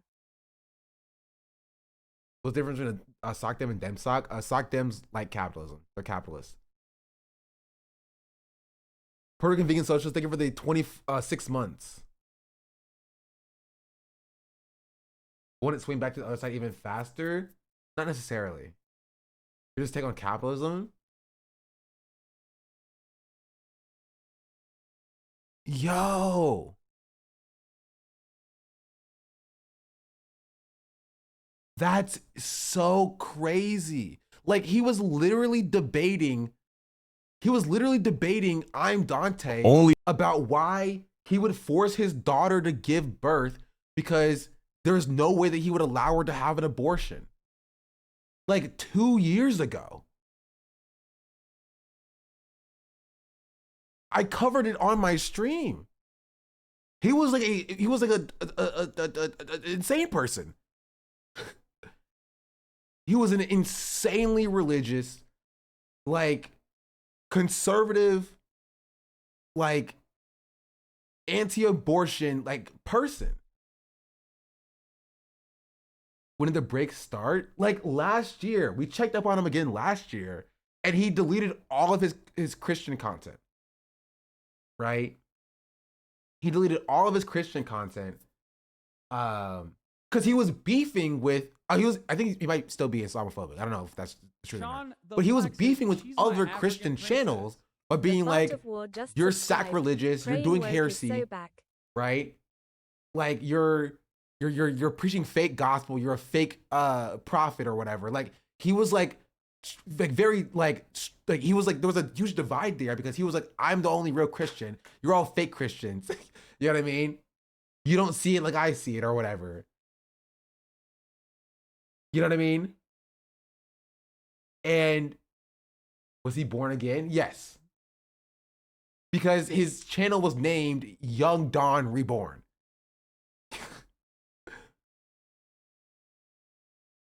Embarrassing a 3-part, just the first part.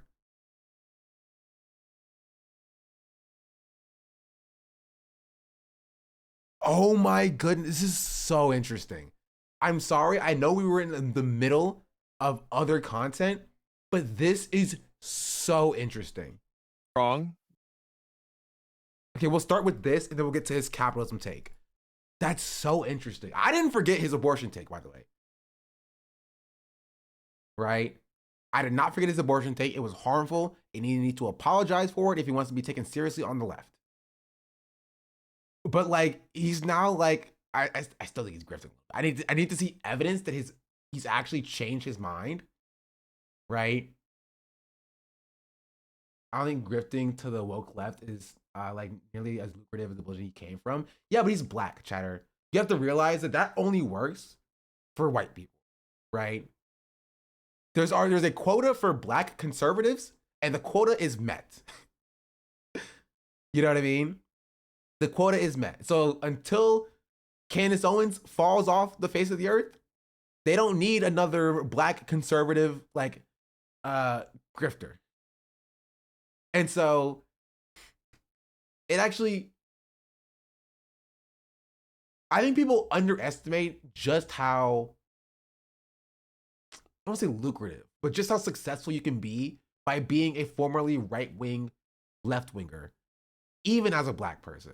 You're not going to get as successful as like somebody who was a Nazi becoming a liberal, obviously. But there is still success to be had from like being like, I was a Nazi and now I'm a sock dem or whatever. But you also have to realize that like, he's not really finding that success. He's getting like some views, right? But like, it's a far cry from like what he was getting before when he was like a conservative. But yeah, I want to see this. Right. I take counsel on how to navigate the situation. I hold strong.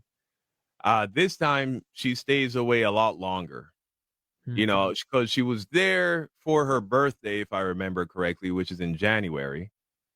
And she doesn't return until after my eldest daughter's birthday, which is in March. Yeah. So, so now we've been we've been apart for pretty much the whole time. I think she wasn't there longer than a week before she left again. That's how much how quickly things turned. You know, the first few days were nice. But I hold strong. She comes back and with the kids, and she's like, you know what, I want our marriage to work. And she comes again and she has a completely different attitude. Like this is end of March, right? He's You're married. saying? Yeah, Yeah, this this guy is is like he's from the islands. She says she's from the islands. Sorry. That's all I think about when I hear that. Children even. So Sorry, I could give two shits about. Just call me a swear rapper.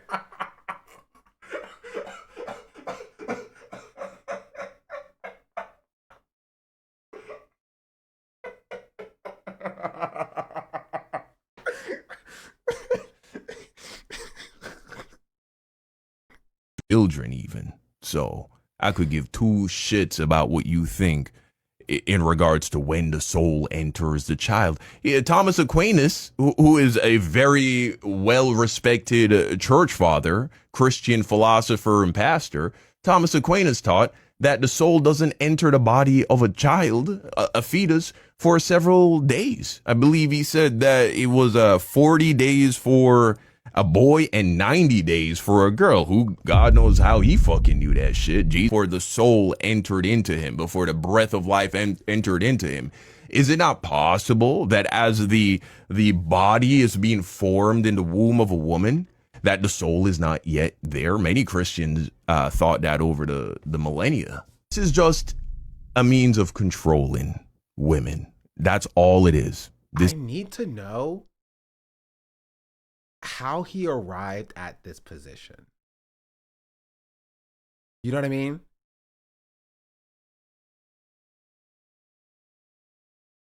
Like, how did he get from what he believed,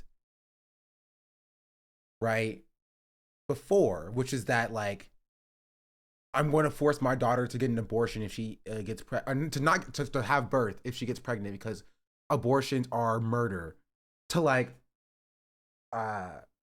anti-abortion activists and like pro-lifers are using and utilizing religion as a mechanism of control to assert their power over women in their lives. You know what I mean? Like, how did he get there? Like, what were the steps he took to go from there to there? We don't understand the different sects of Christianity. Jesuits are not the same as evangelicals, etc. I had this conversation with one of my friends at Spade, because like the conversation was like, are Catholics Christian? And honestly, we talked about that for way longer than we probably should have. Because like you're not gonna convince really anybody of the answer to that. At least there's a woke baddie that did it. And honestly, I think that's the best answer so far. A lot of Christians don't think they are. I know. Did Don switch up and turn Christian woke? I don't even know if he's still Christian, honestly. I mean, he might be arguing as like a somebody who was either Christian or was formerly Christian. I don't know what he believes now, but like the fact that he's like he came to this position, I'm very curious about how he got there. Right? I think it's good that he's arrived at this position, but I am curious to how he got there. I think a lot of, and this is the difference. I think a lot of people will look at him and say, "Oh, he's here now. That's good. That's all you need to know." Right? Oh, he's saying these things now. That's good. That's all he needs to know. But, right? I mean, it is good, but understanding how he arrived here is how you determine whether or not he's grifting. You know what I mean? Like, understanding how he got to this position from where he was is how you determine whether or not this is sincere or if it's a grift.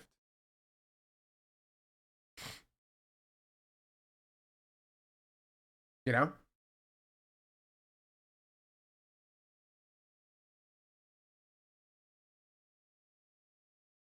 This is all it is, a means of controlling women and forcing the growth of the population so that the population...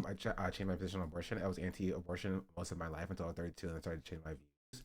Yeah, but you're also not a creator who like made money off of that content. You know? can get more. Workers, you have to remember, these are the same people who, you know what I'm saying, blessed and sanctioned slavery. Children even. So I could give children. Like this feels like Hunter Avalon. You know what I mean?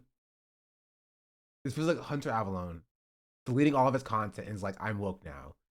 And like, no, I don't even know if Hunter Avalon is still here. I think he is. Pretty sure.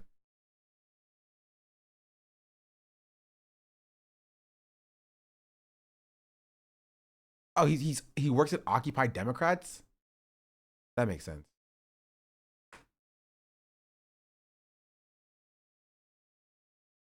Doesn't the people explain how overturning Roe would be bad for women? Really opened my eyes. Yeah, but Young Don was doing it like after Roe v. Wade fell. Like he was like, doesn't matter. You know, let's see what his thoughts on capitalism is. The reason these people keep getting more and more power and keep getting reelected is because they deceive the American public by dangling a carrot over their heads in front of their faces with this idea, this dream that one day if they just work hard enough and if they're smart enough and competent enough, they too can become wealthy and all. Wait, why everybody is cutting content like this for me? I mean, where's Shonda Black clips? I feel like I have takes like these. You feel me? Where are my clips at? God diggly darn it. Maybe it's because I keep getting distracted. And okay, you know what the problem is, chat?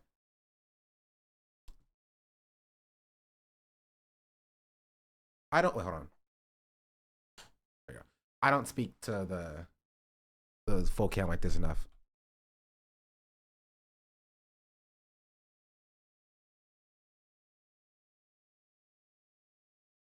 It's a lot easier to cut my content when it's a full cam like this. Capitalism is bad. Exactly.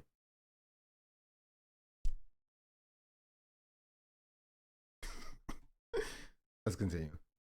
else who is poor, they're poor because they just aren't trying hard enough, they aren't smart enough, and they want to be able to wear luxury clothes and drive luxury cars like Anton Daniels and hold it over the heads of people and gloat using it and show off, and then use that money to attract women using their bullshit red pill ideology. And unfortunately, they don't realize that in all reality, everybody can eat, bro. Everybody can be living a good life. We make more than enough money as a country. And I'm not saying we have to get rid of capitalism entirely. Healthcare. Yeah, that's where we differ. But, you know. Insurance, telecommunications, major construction, utilities like electricity, water, gas. Allow the government to take care of the things that are necessary. But when it comes to everything else, in those instances, you can still allow capitalism to do its thing, right? We're talking entertainment. He's a sock dem. That's very sock dem-esque. You know what I mean? Nationalize, like utilities, and you know, leave a private industry towards or for like entertainment and such, right? But what you have to understand is like what is decided to be a utility is still guided by what government officials and politicians decide, and they're still bought by corporations. So they'll just decide that like, hey, this thing that which is a public utility is no longer a public utility because we say it's not, so that we can privatize it. And that will always happen under capitalism because you still have money that runs the government. I think it's super hard to grift your way to a socked in position that's hyper specific. I mean, you can still grift, you know what I mean? It's still like possible. I don't know the entirety of what his mindset is or how it's changed. But like, I need to see somebody's journey. You know what I mean? Because he caused harm, right? The rhetoric that he espoused caused harm and was damaging for a lot of people when he did it. And you can't just be like, okay, I'm woke now, and then like move on. There needs to be an apology. There needs to be some acknowledgement of harm, you know? It just does. Anyway, that's so interesting. Sorry, I got distracted. Let's see where he started. Let's go. Keep going back. How long has he been doing this?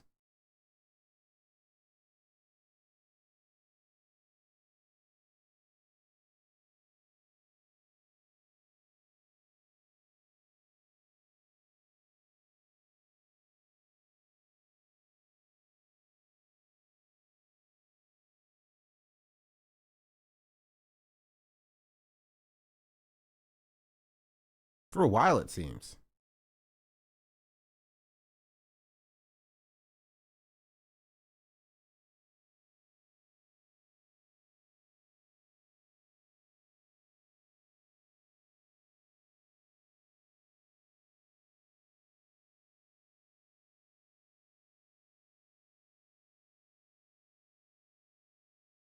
And I think he just found like this to just get some more play. And he could actually believe it, but like look at 3 months ago, he was doing chopped women are panicking after being exposed on the T app. You know what I mean? But that was 3 months ago. Like that doesn't feel like somebody who's like, you know, woke. Per se. It could still be a part of the a journey, I guess. But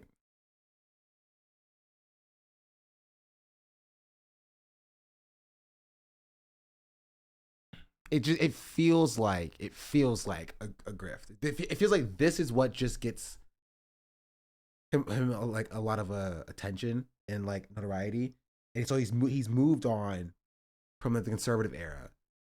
Hasn't necessarily apologized for it, right? And now he's just like doing content that like is more palatable and acceptable. So he could have changed, but I think, you know, the aesthetics of change without the accountability aspect is still a grift to me.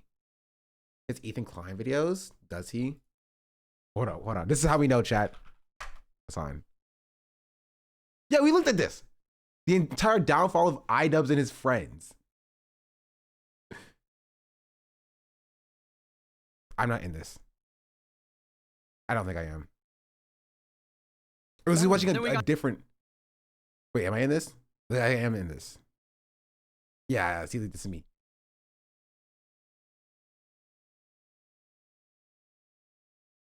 Cameron Bro's not Christian anymore. That's what I thought. I don't know. It reads kind of grifty to me.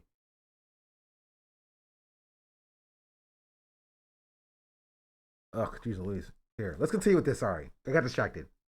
In my own home. Then I had to calm down and say, hey, maybe it's Moist Critical. Maybe it was Young Don. I didn't know who she was talking about. I put some doubt in my head. So after calming down and continuing the video, she said something that made it very clear as to who she was talking about. You low-key obsessed. I'm flattered, but you gotta chill. No cap. Heard you over drink water too. Yo. I'm not gonna lie. You're like 47 years old. You gotta Okay. She was talking about Asm Gold. I get it.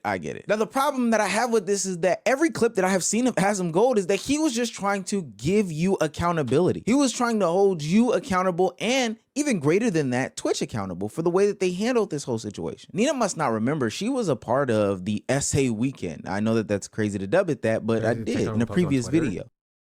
I don't... TikTok has me blocked on Twitter, so no, I did not see it. The weekend where not only did Imaru get essayed on camera at TwitchCon, she outed Ms. Kiv. There were other people at TwitchCon that were getting essayed, and the platform had a lackluster response to that. So Asm Gold literally was just trying to give you some accountability, but here you are saying, Shoofly, don't bother me. So this stupid bitch gets unbanned, and she immediately starts getting mad at me. And she blames me for her getting banned. And have you ever thought that maybe it's your fault that you got banned? Maybe. Because of your own actions? Have you ever thought that maybe you got... I will say it's a little bit ironic coming from Asm Gold, but... banned because of what you did? Well, like, oh wow, I'm talking about it. Yeah, really. Well, there's been a lot of people I've talked about and they didn't get banned. So what's the difference between them and you? I wonder. That weird motherfucker that lives in the basement of his mom's house. It's an attic, excuse you. Oh. Yo, he's chatting about me all damn day long. You upset. Hustle Asmund, stop. can't stand him hearing get on his high horse when he's lower than dirt. Here, if it makes you feel better, chat, understand that he picks these targets because he is on his high horse, right? So he's not wrong, right? Nina should be banned, but like he's only talking about it because he knows that he's in the right here. He's backed the winning horse. The horse was already super far ahead, and he was like, "I'm gonna get in when it's now," you know. Successfully, I think you in love with me. No cap. I genuinely think you get no pussy and you in love with me, bro. Like you gotta Talk whatever you want, crash out however much you want. That's totally fine. Nothing that you're gonna say is gonna make me mad. You're not gonna upset me. You're not gonna bait me into, you know, some weird internet beef.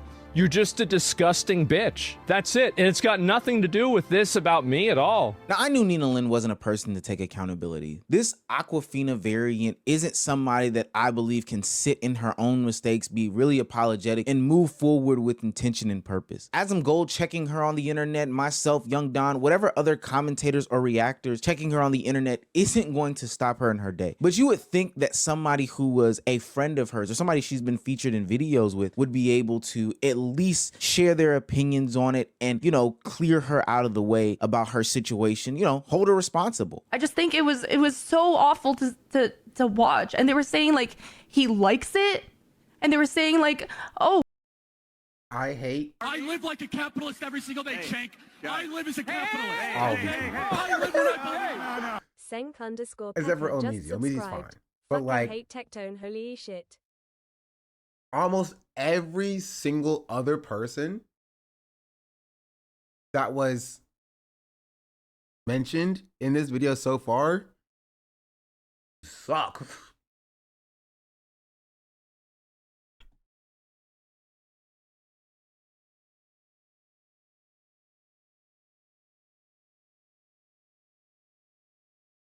What is this? You sent me a video that has 113 likes. Chatter.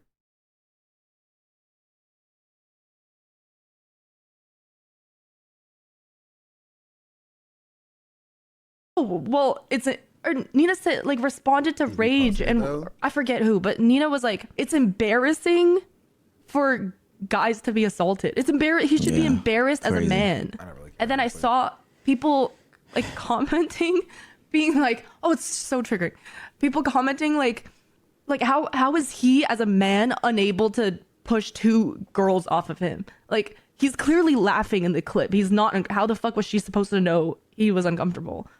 They've never. What? Like this is literally why men don't come out about being assaulted. That was streamer Fan, somebody who has a W take and is on the right side of history, but also more importantly for this situation is somebody who is close to Nina, somebody who she's been in videos with, somebody who even Nina would acknowledge she has some sort of relationship with. That was her sentiments a couple of weeks ago on the situation, and she, just like everyone else, tried to hold them accountable. I don't think what she said was any level of disrespect. I don't think what she said was any level of throwing under the bus. But hey, that's just my opinion. Let's see what Nina in her comeback stream had to say about people like her. There was one person that you was like, damn, I think you have my back. Not have my back. I didn't expect nothing, but I didn't expect them to throw my name in the dirt like that. Who? It's not even the person like people. The biggest people, I don't give a fuck. To be honest, if I don't know you, I don't give a shit what you say. You just autistic to me. Like it doesn't matter. But it was one of them. I've actually used to do videos with a lot. I was like, damn, and she was actually a fan of mine. Oh, girl, what's her name? Can't tell you the name. Damn, she was actually a fan of mine. I get the double I don't entendre. want bitches to cry, but you feel me? But do we know her? I don't think you know her. My thoughts aren't changed. Actually, what I will say is my thoughts were changed a while ago when she posted her like Instagram apology, which is when I saw that she unfollowed me, and I actually like respected her for the Instagram apology. And then my thoughts changed back to what they were initially when I saw the clips from her stream yesterday. But once again, I don't take back anything I said. You don't need to. Oh, I do have one thing to add though. She did mention something while like in the clip that I saw of her saying like, Fan has my number, she could have texted me about it. But the truth is, as someone who dealt with assault and shit like that, I don't feel comfortable reaching out to people who are the perpetrator. Again, another W response by Fan, but of course a lack of accountability from Nina. I get it. Be hurt, be mad in that situation. But ultimately, I don't think that Fan has some responsibility to reach out to you, make sure that you are okay, kind of, you know, have a conversation with you, etc., etc. You are the perpetrator in this situation. People shouldn't have to coddle you, especially as somebody who's been through a situation like that. I totally understand her side. And to be quite honest with you, for the most part, she did not kick your back in. All she did was address the elephant in the room, because her room is definitely a smaller room, seeing as how she was close and adjacent to you. But because she's not in the game of holding herself accountable or even caring about this situation, of course Nina. These Drewski influencers, the cake, they have a bigger paycheck and want normalize pushing the line. What's okay? The problem is that the Twitch streamers that are already here are fine with them. Would try to shift blame or try to push the goalpost and say, hey, let's look over here. Let's come and run to these people, etc., etc. So now I'm scrolling through the comments of that last Twitter post, reading how people are saying, yeah, Fan is a fake friend. Fuck Fan, fuck X, Y, and this. Focus on the person that committed the essay. I don't understand how crazy that is of a concept. Like, it just doesn't make any sense to me. I think the way that Nina has been handling this has been absolute dog shit, to be quite honest with you. And I think the reason why she does these things is because, historically speaking, Twitch has not given a damn about these situations for real. Hell, even to their own admittance, they have been lackluster about how they handle essay situations. Twitch put out a statement talking about how they basically failed Imaru about the TwitchCon incident. They said that there's measures that they could have taken that they did not, and ultimately that message got community noted to hell. And this prompted Dan Clancy, the CEO of Twitch, to do his own sort of quote tweeting of the situation, talking about how he let his friend down, etc., etc. But a lot of people are saying that this is just empty words. There's no action on Twitch, and it doesn't just have to be some sort of IRL moderation. Here's the problem, is that I don't think that most of these people want action on Twitch, because they complain about action on Twitch, right? They want action in the direction of people that they don't like, you know, but not like morally or like bad or repugnant. Just like, oh, you're not my friend, so I want you to be banned, essentially. But if their friends do something wrong, they're like, I'm going to stand behind my friend. That is my friend. Why did they get banned? Why did they get a day banned, Twitch? That's unfair. Look at women over there, you know? Well, that kind of stuff. Online presence also matters. Like, nothing that Twitch will do will make people happy. There's truth to that as well. Stuff happens, allegations gets levied. Hell, on actual streams, people are committing crimes, and it just gets swept under the rug, especially if you're one of the more favored creators on the platform. So yeah, I would expect Nina, who already seems not to be a great person, to go around acting as if, hell, this is nothing to her. This is a no-brainer. She doesn't really care about these situations, because ultimately, what consequences are there for her actions? Especially if people continue to watch, especially if people continue to patronize, especially if she continues to get brand deals. Who actually cares? Plus, I don't think she feels any sort of real remorse for the situation. If she did, she would let it die. She wouldn't just continuously make fun of it or joke about it. Now, on the contrast to how Nina is handling the situation, there was somebody else that was involved in the situation. And for the most part, she has not been talked about as harshly, because I believe the way that she is handling this is the way that you are supposed to handle these situations. The actual twerker in question, Zoe Spencer, somebody who a lot of people do have a lot of hate for, but I can acknowledge when she is at least handling this situation much better, and seems to be much more remorseful. Not only did she initiate and dish out an apology well before Nina did, or any sort of backlash from this year. Hell, she did it like way earlier in the year. She also hasn't been on the internet making jokes about it or has invalidated the situation. She's actually faced the situation head on. So from that whole situation, it definitely was like a reflective moment, super learning moment for me. Why does he keep flipping back and forth? I never knew I made him uncomfortable. Happening? Oh, to break copyright, the content ID? Until, because this video happened in February. So the whole thing happened in February of 2025. Oh, wow. I don't know. I just saw it recently. Yeah. So it happened in February of 2025. But it came back up. Somebody posted it recently, right? Recently. That's what happened. So it came out in February 2025, and then it surfaced May 2025. And then I did an apology about it and everything like that. I took full accountability. Okay. Now, as a recent 2 weeks ago now, it resurfaced back online. You know, with my whole apology and everything, It and is very me distracting. taking full accountability, I thought we were moving past it, but then it just happened again with people saying I didn't apologize and everything like that when I Why did. doesn't he just leave his camera where it is and then just flip the main video?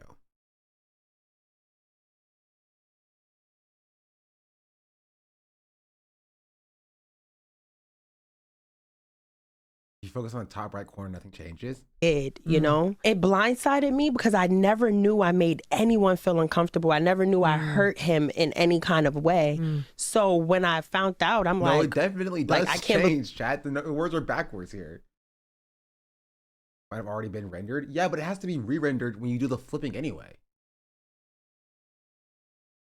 believe like I made you feel this way. It was an automatic apology. Like, I'm genuinely sorry for making you feel the way that I did, you know? Now, I think that there's a plethora of reasons as to why Zoe Spencer is going about this the way that she is going about it. But one of the main reasons is that she actually feels remorse. She actually feels some sort if of you way. It close didn't your eyes, it take doesn't her change. 17 months later, the internet bashing her, confrontation IRL, in order for her to do some sort of apology. Yeah, when the situation resurfaced and Saeed put out his tweets, she jumped back online and apologized immediately. She felt as if somebody was hurt, then you apologize to them. She can see how it was wrong, etc., etc. And there's some other reasons as to why I think she apologized, but I'll save them for Patreon / my memberships on YouTube. But nonetheless, I feel as though she's handling this in a totally different way, and I feel as if that's the way that you're supposed to handle it. But on the opposite side of that, I can see why Nina would handle this essay allegation the way that she handled it. One, she's not a good person. That's first and foremost, just full stop. But two, and probably most importantly, there's no real consequences to these actions. Sure, you might lose certain brand deals, especially if you're the black person in this, but nonetheless, you might lose certain brand deals, but there's no actions or consequences from the actual platforms themselves. You don't even have to give like a real apology for real. Twitch is just gonna put you back on the platform. You don't have to be remorseful. You can continue to make jokes about it. These platforms don't really care about these things that happen, and that's why it continues to happen. I don't know. Down with Nina though. I ain't gonna lie. We not Nina supporters on this channel. Like a jar of peanut butter in the top shelf cabinet in my kitchen. I just can't get it. I truly. Here, this is slightly about the I don't know what you would call it. The thing that I'm trying to find more information about so I can talk about it tomorrow. But I think this was a good post that I saw that kind of ties up the way that the Twitch ecosystem kind of works and why I'm a little bit glad that I'm not really a part of it. I'm not saying that the space that I'm a part of doesn't have its own fair share of like problems, because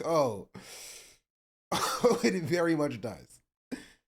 But this is what I see from other spaces that are happening as well. I'm gonna call it what it is. There's not a specific fake person in Twitch. Right here. Candle updates are explains why the whole streaming industry is fake and uses Nina's situation as the example of everyone switching up on an individual. Also, he said Pacific, but that was kind of funny. Who's the fakest? I'm gonna be honest, chat. I'm gonna call it what it is. Streaming at McDonald's? I have no idea. Is.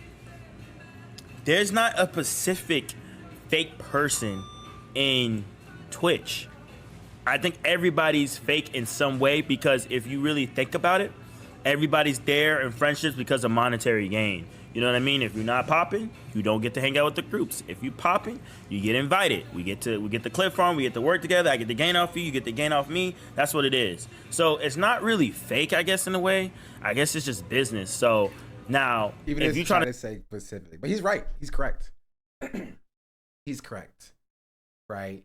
If you're not clouded up, you're not gonna get invited to the groups anyway. Right? You're not gonna be doing the collabs anyway. You're not gonna be at the parties anyway. Right? You are only there because you're clouded. And this isn't only for like the people of my size. You know what I mean? like assumedly he and I are the same size, but like the same like sub count in the top quarter, which is why, you know, you should subscribe to me. We're almost at 1,000, right? But it isn't just for people of our size, for people who are larger, right? People who are at the tens of thousands, the hundreds of, not tens of thousands, like 50,000 viewer range, right? If you're not clouded like that, you're not going to be invited to the game lobbies. You're not going to be invited to the IRL stream segments. You're not going to be invited to the desktop stream segments. You're not going to be invited to the parties, to the events. You're just not going to be there, right? Unless you can provide something for monetary gain, because that's just how society at large works right now. But also how society, or it's a streaming space works right now, right? It's, and you can call that fake, right? And I think to a certain extent it is fake, but it is the industry, right? It's kind of what you need to do because you're competing with other people doing the exact same thing, right? And you also can't necessarily change how other people perceive you. All you can do is change how you're perceived, right? So you have to understand, it's like when you're smaller, people are going to view you in that way. But if you are a larger streamer and you don't have that view, you're going to be taken advantage of by the people who are smaller like you were, who view it in that way, you know? And so that's like, it's a balancing act you have to play. And some people take it to the extreme by being like, oh, now we are in direct competition with other streamers. So that's why I'm going to like be what is considered fake, you know? Say people feel they're friends. No, look at the Nina Lynn situation. Now, I'm not saying Nina Lynn was like in the right or anything, or like, you know, SA is really bad, obviously. But you see how many hopped on the hate train? Any person that gets hate, that does deserve it. You would think like friends would be quiet and stuff like that or whatever, but niggas just cut them off. Even, you know what's crazy? I'm not even saying they have no right to cut them off, but the Nina Lynn situation was 3 months ago. Why didn't people cut her off before? Why did people wait until it got into Twitter to cut her off? Yeah, that's true. That's true. That's 100% correct. That's my question as well. There's a problem with how the Twitch ecosystem or the streaming space works as a whole, because they don't care about what Nina Lynn did. You know what I mean? The people who are coming out now and being like, oh, Nina Lynn is so bad. How could she do this thing? They don't care about Nina Lynn SAing somebody or committing sexual assault on, this is what the freaking language is investing my brain. You can say sexual assault on Twitch. It's fine. When you had Nina Lynn committing sexual assault on camera, right, live, people still collaborated with her, right? Like with freaking Stable Ronaldo being like, oh, it took too long for her to get banned. She should be banned right now. Why is she not when she got banned the first time? You know what I mean? She's a loser, X, Y, and Z. But like, just subscribed. 3 months, 3 months before that, 3 months prior, she was at the FaZe party. July 4th, she was streaming at the FaZe party, chopping it up with the people at the party. And not a single person at that party was like, yo, it's Nina Lynn, the sexual assaulter. Why is she here? You know what I mean? It's, oh, she got clout and she's streaming. Let me be a part of that content. Motion over morals? Yeah, it is. That's what it is. She was at the house a week before the ban. Was she? That's crazy. That's crazy. Because they don't care about it. None of these people really care. Not the person on screen. I don't really know his content like that. But he seems cool from this take, right? But like, none of the people who are like in this space like that, it doesn't seem like they actually care about these things. Right? It doesn't seem like they actually have morals. It's only about like, how am I perceived? How am I viewed? Right? I'll clout farm off you. You'll clout farm off me. So long as, you know, neither one of us gets so much negative attention that it starts to impact the other. And if that's the case, then I'll drop you immediately. Right? Because if you're truly friends with somebody, I'm not saying be friends with a sexual assaulter, but you should have held her accountable months ago so that it never even got to this point to begin with. Right? So when Nina Lynn is like, oh, I thought I had friends in the space and all my friends turned on me. If they were actually your friends, they would have forced you to fucking apologize in February when it happened, right? They would have held you accountable in February when it happened, and then just act like everything is fine and dandy. So honestly, Nina's a little bit correct when she's saying people are being fake. Because they are being fake. They were fine with her and her behavior when it benefited them, but when it started to impact maybe their audience, when the connection that they had started to be called into question, then it's like, oh, I have a problem with this. Oh, I have an issue with this. Oh, we were never friends. We're never really close like that. So yeah. Yeah, they're fake. That's fake. Be a captain, go down with the ship. You can't tie yourself to somebody and when they go down, just start snipping ropes and then act like nobody's gonna call that out for what that is, for being entirely real. Only where counterpoint is maybe they didn't know or see the clip beforehand, I suppose. No. No. They knew. They knew. Because it wasn't just a clip. If it was one clip that got no attention, that would be up for debate. There were 3 separate instances in front of thousands of people that got posted on LSF, one of which happened at a very high profile streamer, sports event that had tens of thousands of people watching on multiple different perspectives. That people, while the event was going on, were calling that I was being bad. I think it was like people in Emily's stream. Because I think it was Emily was IRL streaming it. Right? And people in the chat were like, that's gross, that's harassment, that's bad. Right? Thousands of people. So it happened not only in front of people, but on camera in front of the audiences.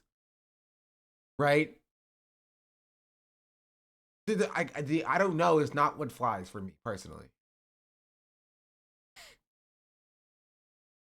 It doesn't. So people be fake. People just be fake. Streamers are fake. In fact, they invited her to a party a week before the ban to farm it for clout. No, they don't know that. You're giving them too much credit, chat. FaZe does not have an inroad at Twitch to think that, oh, I know that she's going to be banned. Let's invite her to this party so that we can farm her when the ban happens. You know what I mean? They just didn't care.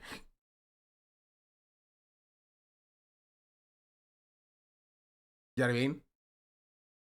They just didn't care. And that's fake. Inviting her to the house only to then drop her once the thing gets public attention is fake. That is the definition of fake behavior.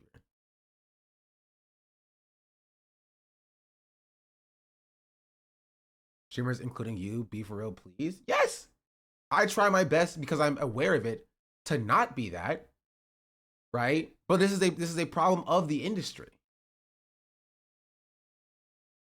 right? It is an industry problem.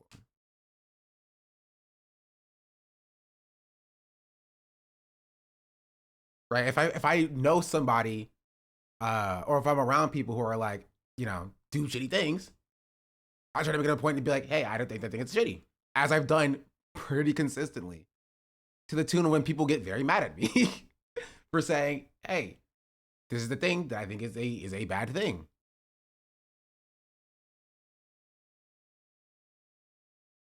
Is that a FaZe exclusive problem? Yeah. That makes sense. So I'm not saying they're wrong for cutting her off or whatever, but I'm saying why did they wait 3 months? Because they didn't know, but a clip regarding it blew up prior to. I mean, if you can think that like they try. I don't know. My answer is I don't know if that's the case. She's on Kai's stream too, right? Yes. I mean, we can go through a list of all the people that interacted with her. It was pretty much everybody. Right? There's not a short list. It's not a short list of people that interacted with her from the moment she committed the sexual assault the first time, right? And people interacting with her. She went to numerous events, collabed with dozens of creators because she had clout. She had big number next to her name, and so nothing else really matters to these streamers. That's it. That's it. Nothing else matters. That's just how the industry works. Right? And the reason why it works like that is because of the thin purple line. They feel as though when they can't be like the first person, right, to call out somebody or say something is bad, because they want that same solidarity that they're offering when they get called out for something. You know what I mean? They want to be perceived as they want the same like grace that they're offering that person when they get called out. It's quid pro quo, right? I'll scratch your back, as in I will ignore what you are doing and still provide you my platform, so long as you give me your platform. So long as if this happens to me, then you do the same for me.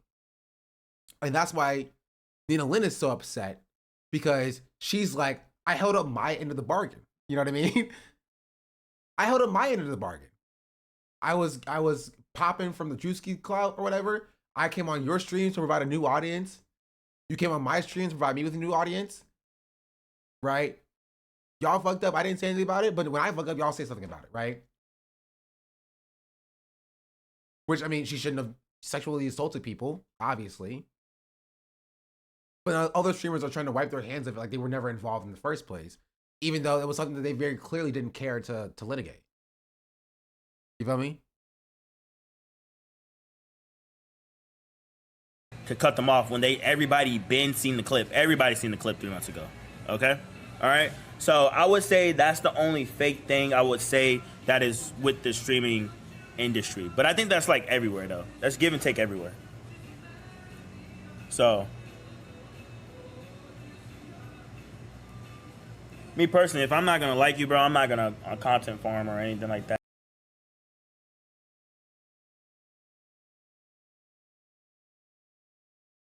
Yeah.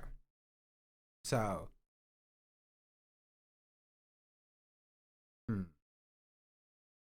Yeah.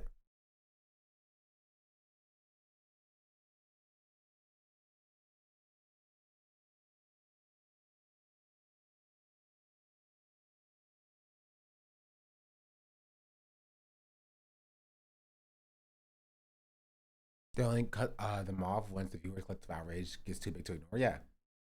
It's her kind of content. They farmed her until it wasn't beneficial anymore. Yeah.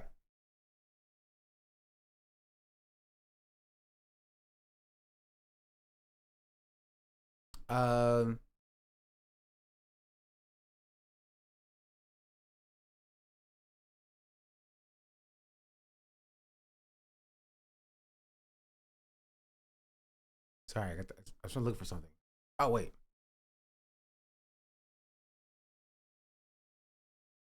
I remembered.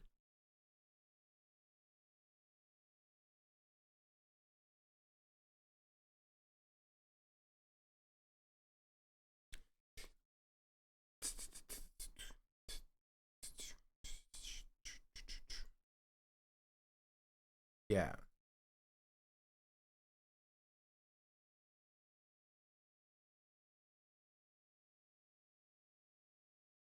Yeah. So let that be a lesson. Let that be a lesson.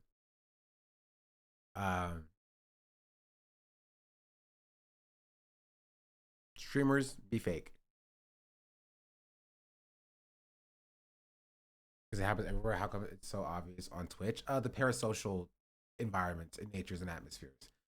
New items, by the way. I might have to watch it tomorrow. because I have to go pick up Nyx sometime soon. Thankfully, I don't have to work today. Deron Clip 2, he doesn't even really care about the assault, but he only cares about jumping on his car. Yeah. Lesson, the form for this class is getting thick. It'll be on YouTube probably tomorrow. I'm trying to post more, which means I need to stream more to be able to post more. And yeah.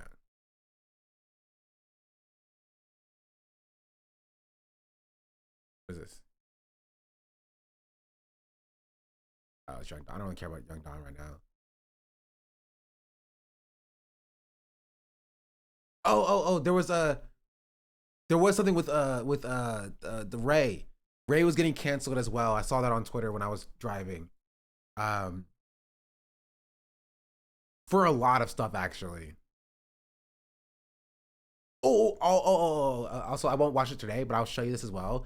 This kind of fits into the Young Don thing as well, and why I'm like resistant to not calling him a grifter.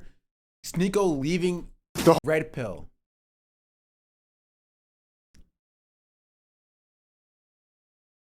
You know what I mean? Like, woke is back. And it's no longer cool to be anti-woke because, again, I think it falls into like society deteriorating to the point where like even the viewers of Sneeko are like, dog, I can't care about how much you cry about trans people. You know what I mean? You know what I mean? Like, even his fans are like, okay, can we stop? Like, dog, I can't afford groceries. I can't. He still nice. I mean, probably, but like,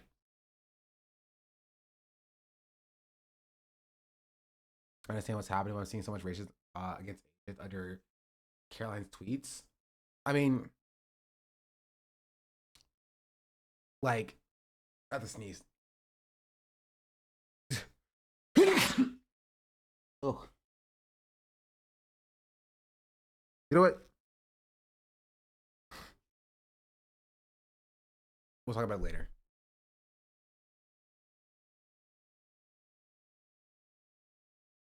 Talk about it later. I do have a lot of stuff saved.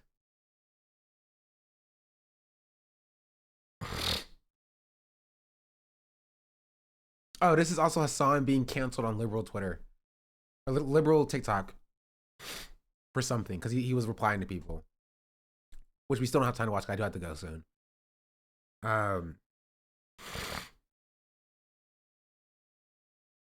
From this person. All about Liz, I think.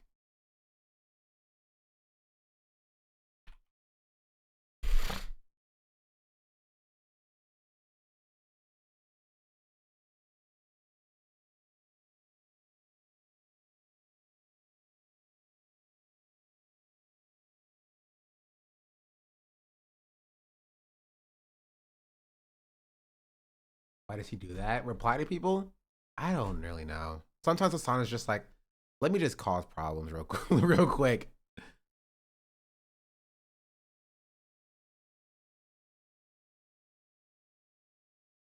I don't even know what this post was actually. What is it? I'm trying to find it. Oh, here. But she replied to the same comment twice.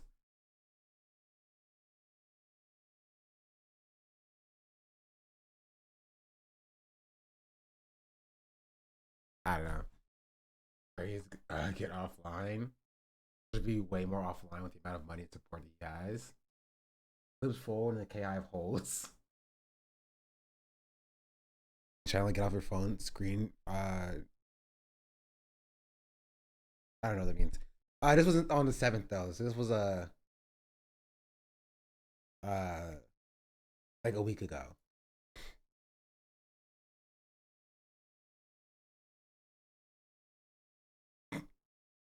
I voted for Kamala Harris, but she ran a terrible campaign and capitulated too much with Republicans. She was buddy with Liz Cheney so much on the campaign trail. So the fuck up this shit, you let an endorsement stop you from voting against the rapist? Can she not read? Oh, screenager. Did she read? She didn't read. The first 5 words was I voted for Kamala Harris.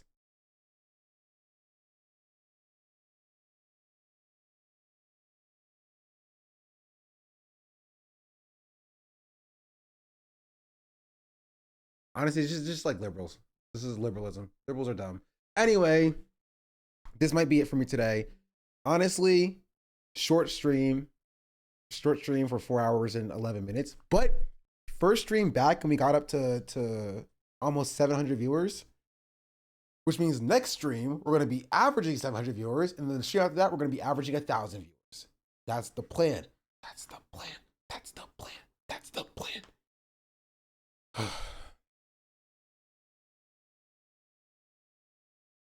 Back World Traveler, thank you. All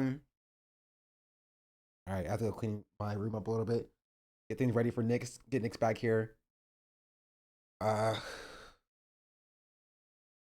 about some drama.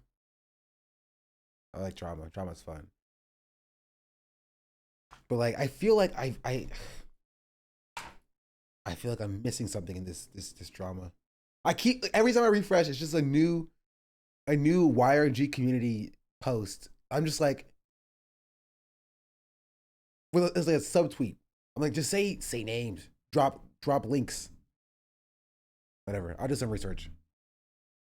They going through it. They are going through it.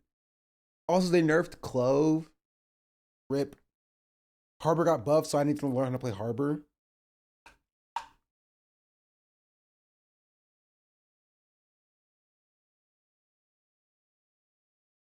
Not good. The basketball news. All I know is that one TikTok video of that one lady who kept saying his name wrong. Like her boyfriend would be like, "It's Luka Doncic." You're like, "Luka Doncic." And I was like, he gets so mad. I think I showed that video somewhere. It was so funny. Show us. I did. I don't know where it is. I can't find it. Hold on.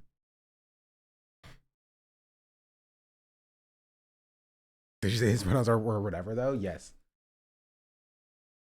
Luka Doncic is so good.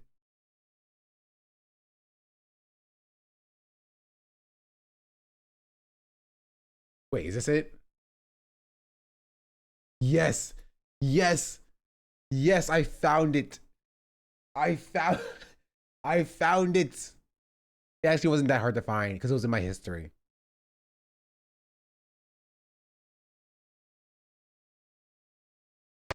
Hey, babe.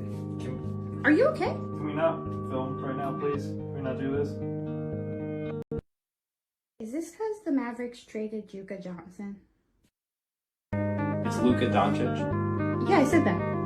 Luka Nokovic. His name is Luka Doncic. Yeah, I said that. Luka Nokovic. No. Luka Jabakova. I'm not making fun of you. Luka Doncic. Yeah, Luka Doncic. No, who do you know that's named Juka? Who? No, his name is Luka. Stop calling him Juka Johnson, because it's Luka Doncic. I know, it's Luka Nokovic. Why? What is that? This is important to me. It's important for us. Let's say the name together. Okay, ready? Luka Doncic. Nokovic. Get out. Australia, and a lot of sources have been saying that. Is this still because of RuPaul's Drag Race? His name is Luka. Why does Lakinda Lamakabek mean so much to you? It's Luka. I've said the name enough where you you know it. His name is not RuPaul's Drag Race or. Really actually think that Lockheed Martin is going to have a great time in LA. Hey, babe. Are you okay? Can we not film right now, please? Can we not do this? Is this because the Mavericks traded Luka Johnson? It's Luka Doncic. Yeah, I said that. Luka Nokovic. His name is Luka Doncic. Yeah, I said that. Luka Nokovic. No. Luka Jabakova. I'm not making fun of you. Luka Doncic. Yeah, Luka Doncic. No, who do you know that's named Juka? Who? No, his name is Luka. Stop calling him Juka Johnson because I'm it's not. Luka Doncic. I know, it's Luka Knockback. Why? What is that? This is. I love this video so much, bro. I love this video so much. And I can't call him Luka Badonkadonk anywhere else where people know what I'm talking about.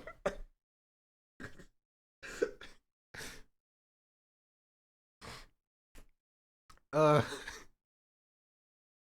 my sister would call Goku Dragon Ball Z just to piss me off.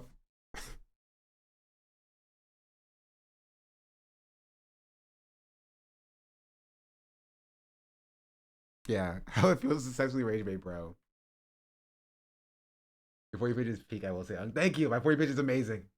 I get the best TikToks on my For You page. Trust me. Let's see what's on there now. Hold on.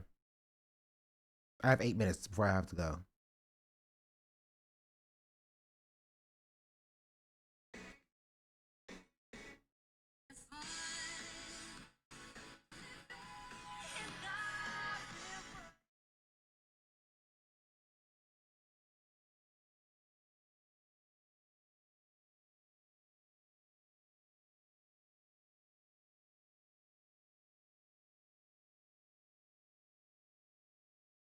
That one's pretty funny.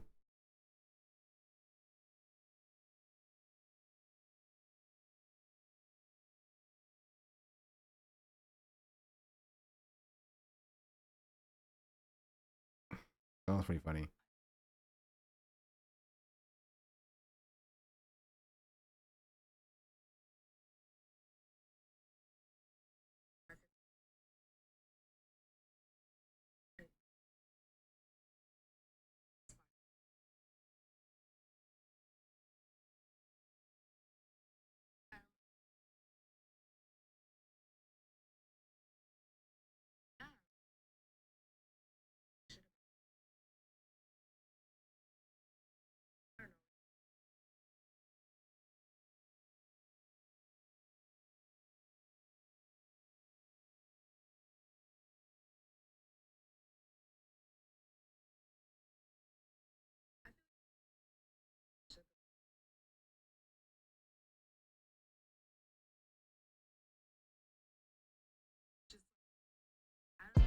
The boys are liars. The boys are liars. Say your goodbye. He doesn't see it. You're not looking at me, boy. I forgot. I'm gonna be entirely real, chat. I totally forgot I was still live. Girl, thank you for the raid. Hello, Raiders. I was scrolling on my TikTok because I was Chad said how good my TikTok For You page is, which is fantastic, by the way. And I was like, you know what, it is fantastic. Let's see what's on it. And then I started scrolling, and then I got to a video, and I was like, that's pretty interesting.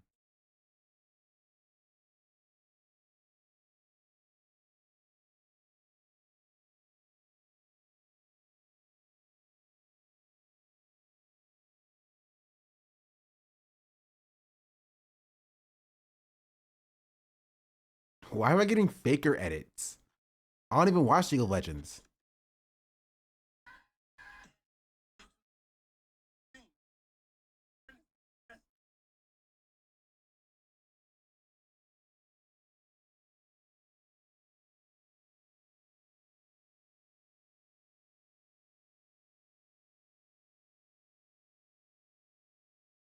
I'm so confused.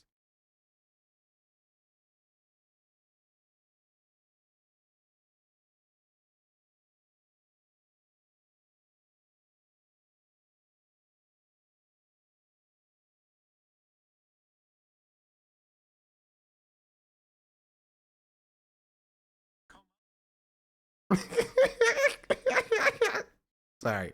Okay, this one's a funny one. This is a funny one. I have to show you this one. It's funny. Don't you think it's disgusting? Okay, hold on. Okay. I'll keep this one open.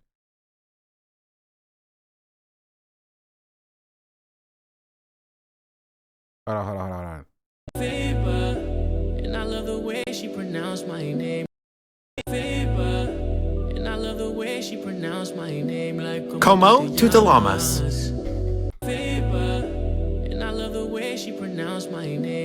Como tu te llamas?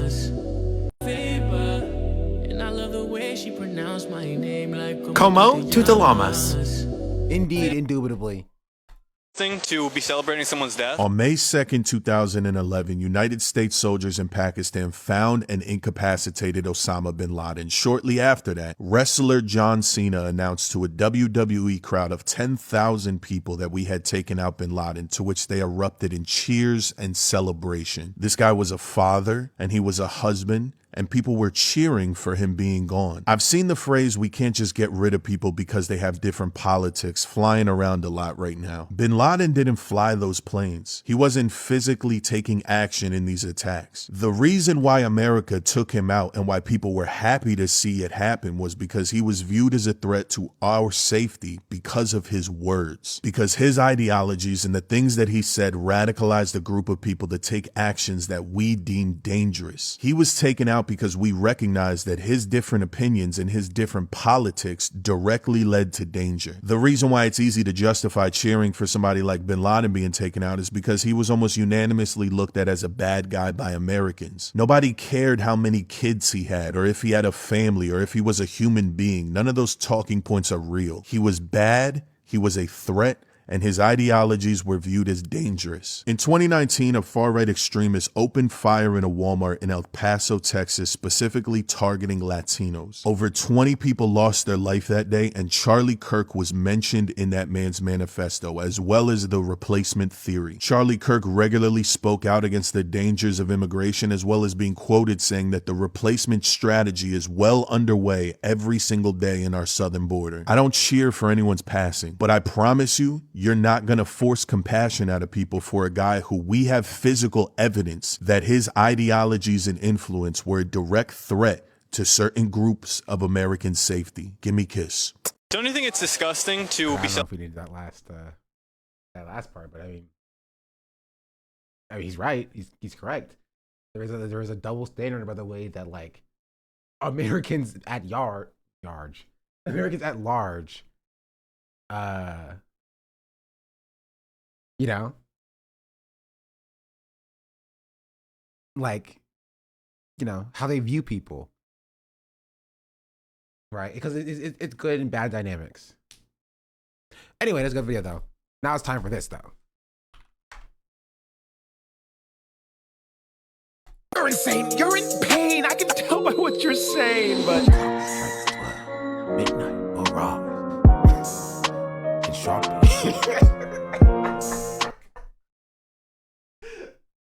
I'm sorry. I'm sorry. I'm just trying to. But I have to leave in a minute. I have a minute left. Why can't I just have fun? Why can't I just have fun, chat? I have 1 minute before I have to go. Okay. insane. You're in pain. I can tell by what. Myth Wilden, stop. Okay, that's mean. That's mean. Be nice. Did y'all see? Okay, did y'all see I'm Dante's? Okay, hold on. Did y'all see I'm Dante's? You're insane. You're in pain. I can tell by what you're saying, but. So you think you're a demon? I'm the will demon. You can see me in the streets, or you can see me when I'm speeding through the streets of Los Angeles, LA, that's my block. If you think it's crazy, then I got the concoct. And I aim it at your equilibrium. And if you think you're gonna die, well, I'll bring you back again. Because you're not friend or foe, we can go toe to toe, but you're just insane. Just like Dexay in the Frame. Join my circus. I'm recruiting. You're insane. You're in pain. I can tell by what you're saying, but. So you think you're a demon? I'm the will demon. You can see me in the streets, or you can see me when I'm speeding through the streets of Los Angeles, LA, that's my block. If you think it's crazy, then I got the concoct. And I aim it at your equilibrium. And if you think you're gonna die, well, I'll bring you back again. Because you're not friend or foe, we can go toe to toe, but you're just insane. Just like Dexay in the Frame. Join my circus. I'm recruiting. You're insane. You're in pain. I can tell by what you're. He said it like the guy said excuse me. How do you say it, chat? Excuse me. Excuse me. Anyway, Any final thoughts, chat? Okay, I have to go. I hope you guys are well. I hope you're doing good. I've missed you all. There's five followers until I'm at 36.6K. So tell 5 of your friends to follow me and tell them not to unfollow me. Also, my friend Dom is mad because only 2 of you followed her cat's Instagram. So I think she wanted me to pass along that message.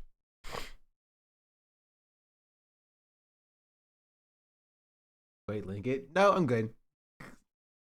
I don't know the name. I forgot.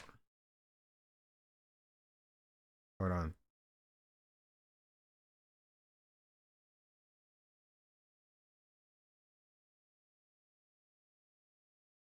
I don't remember what it was.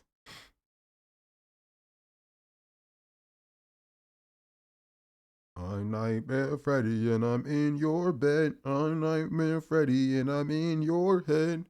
While we wait. So you think you're a demon? I'm the Will Demon. You can see me in the streets, or you can see me when I'm speeding through the streets of Los Angeles, LA. That's my block. If you think it's crazy, then I got the concoct, and I aim it at your equilibrium. And if you think you're gonna die, well, I'll bring you back again, because you're not friend or foe. We can go toe to toe, but you're just insane, just like Dexay in the frame. Join my circus. I'm recruiting. You're insane. You're in pain.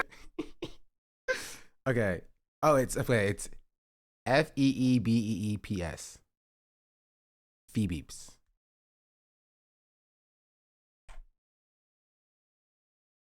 That's what it is.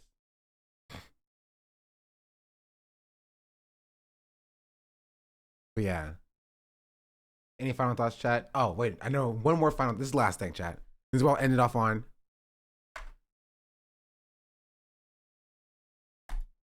Monster. FEE, double E's.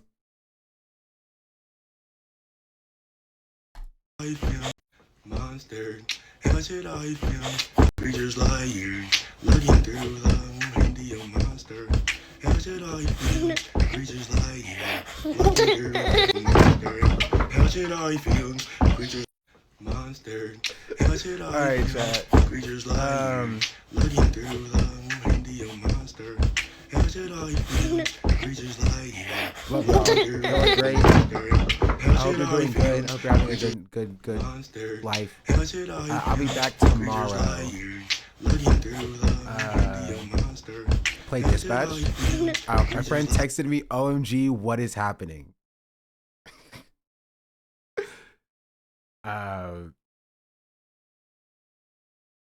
So, good job, chat. Yes, I don't know what you're doing. I don't know how many followers it was. Just, okay, after you follow, just go through and like every post. I think it'll be funny. But yeah, okay, if that's it, and that's all. Vote for me for the Streamer Awards! The Streamer Awards! Wait, Kyle Kalinske, Crystal Ball expose?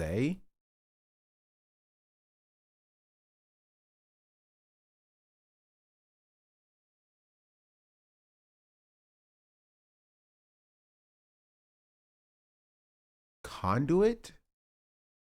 What is Hutch watching?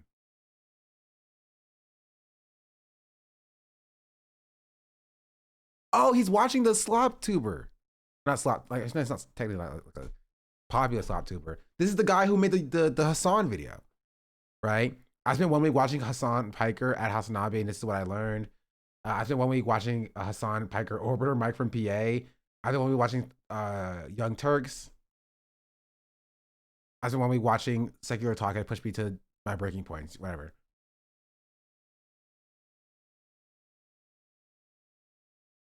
Also, okay, Twitch, stop showing me Hutch, please.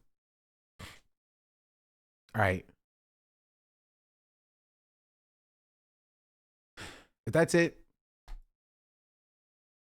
and that's all, then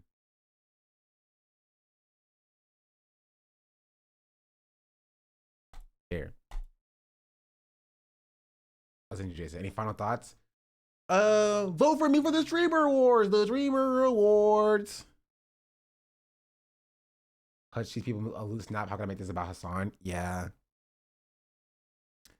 Voting even out? No. But when it comes out, if I'm not on their chat, I'll cry. And then we'll just, I don't know, do something else. So yeah.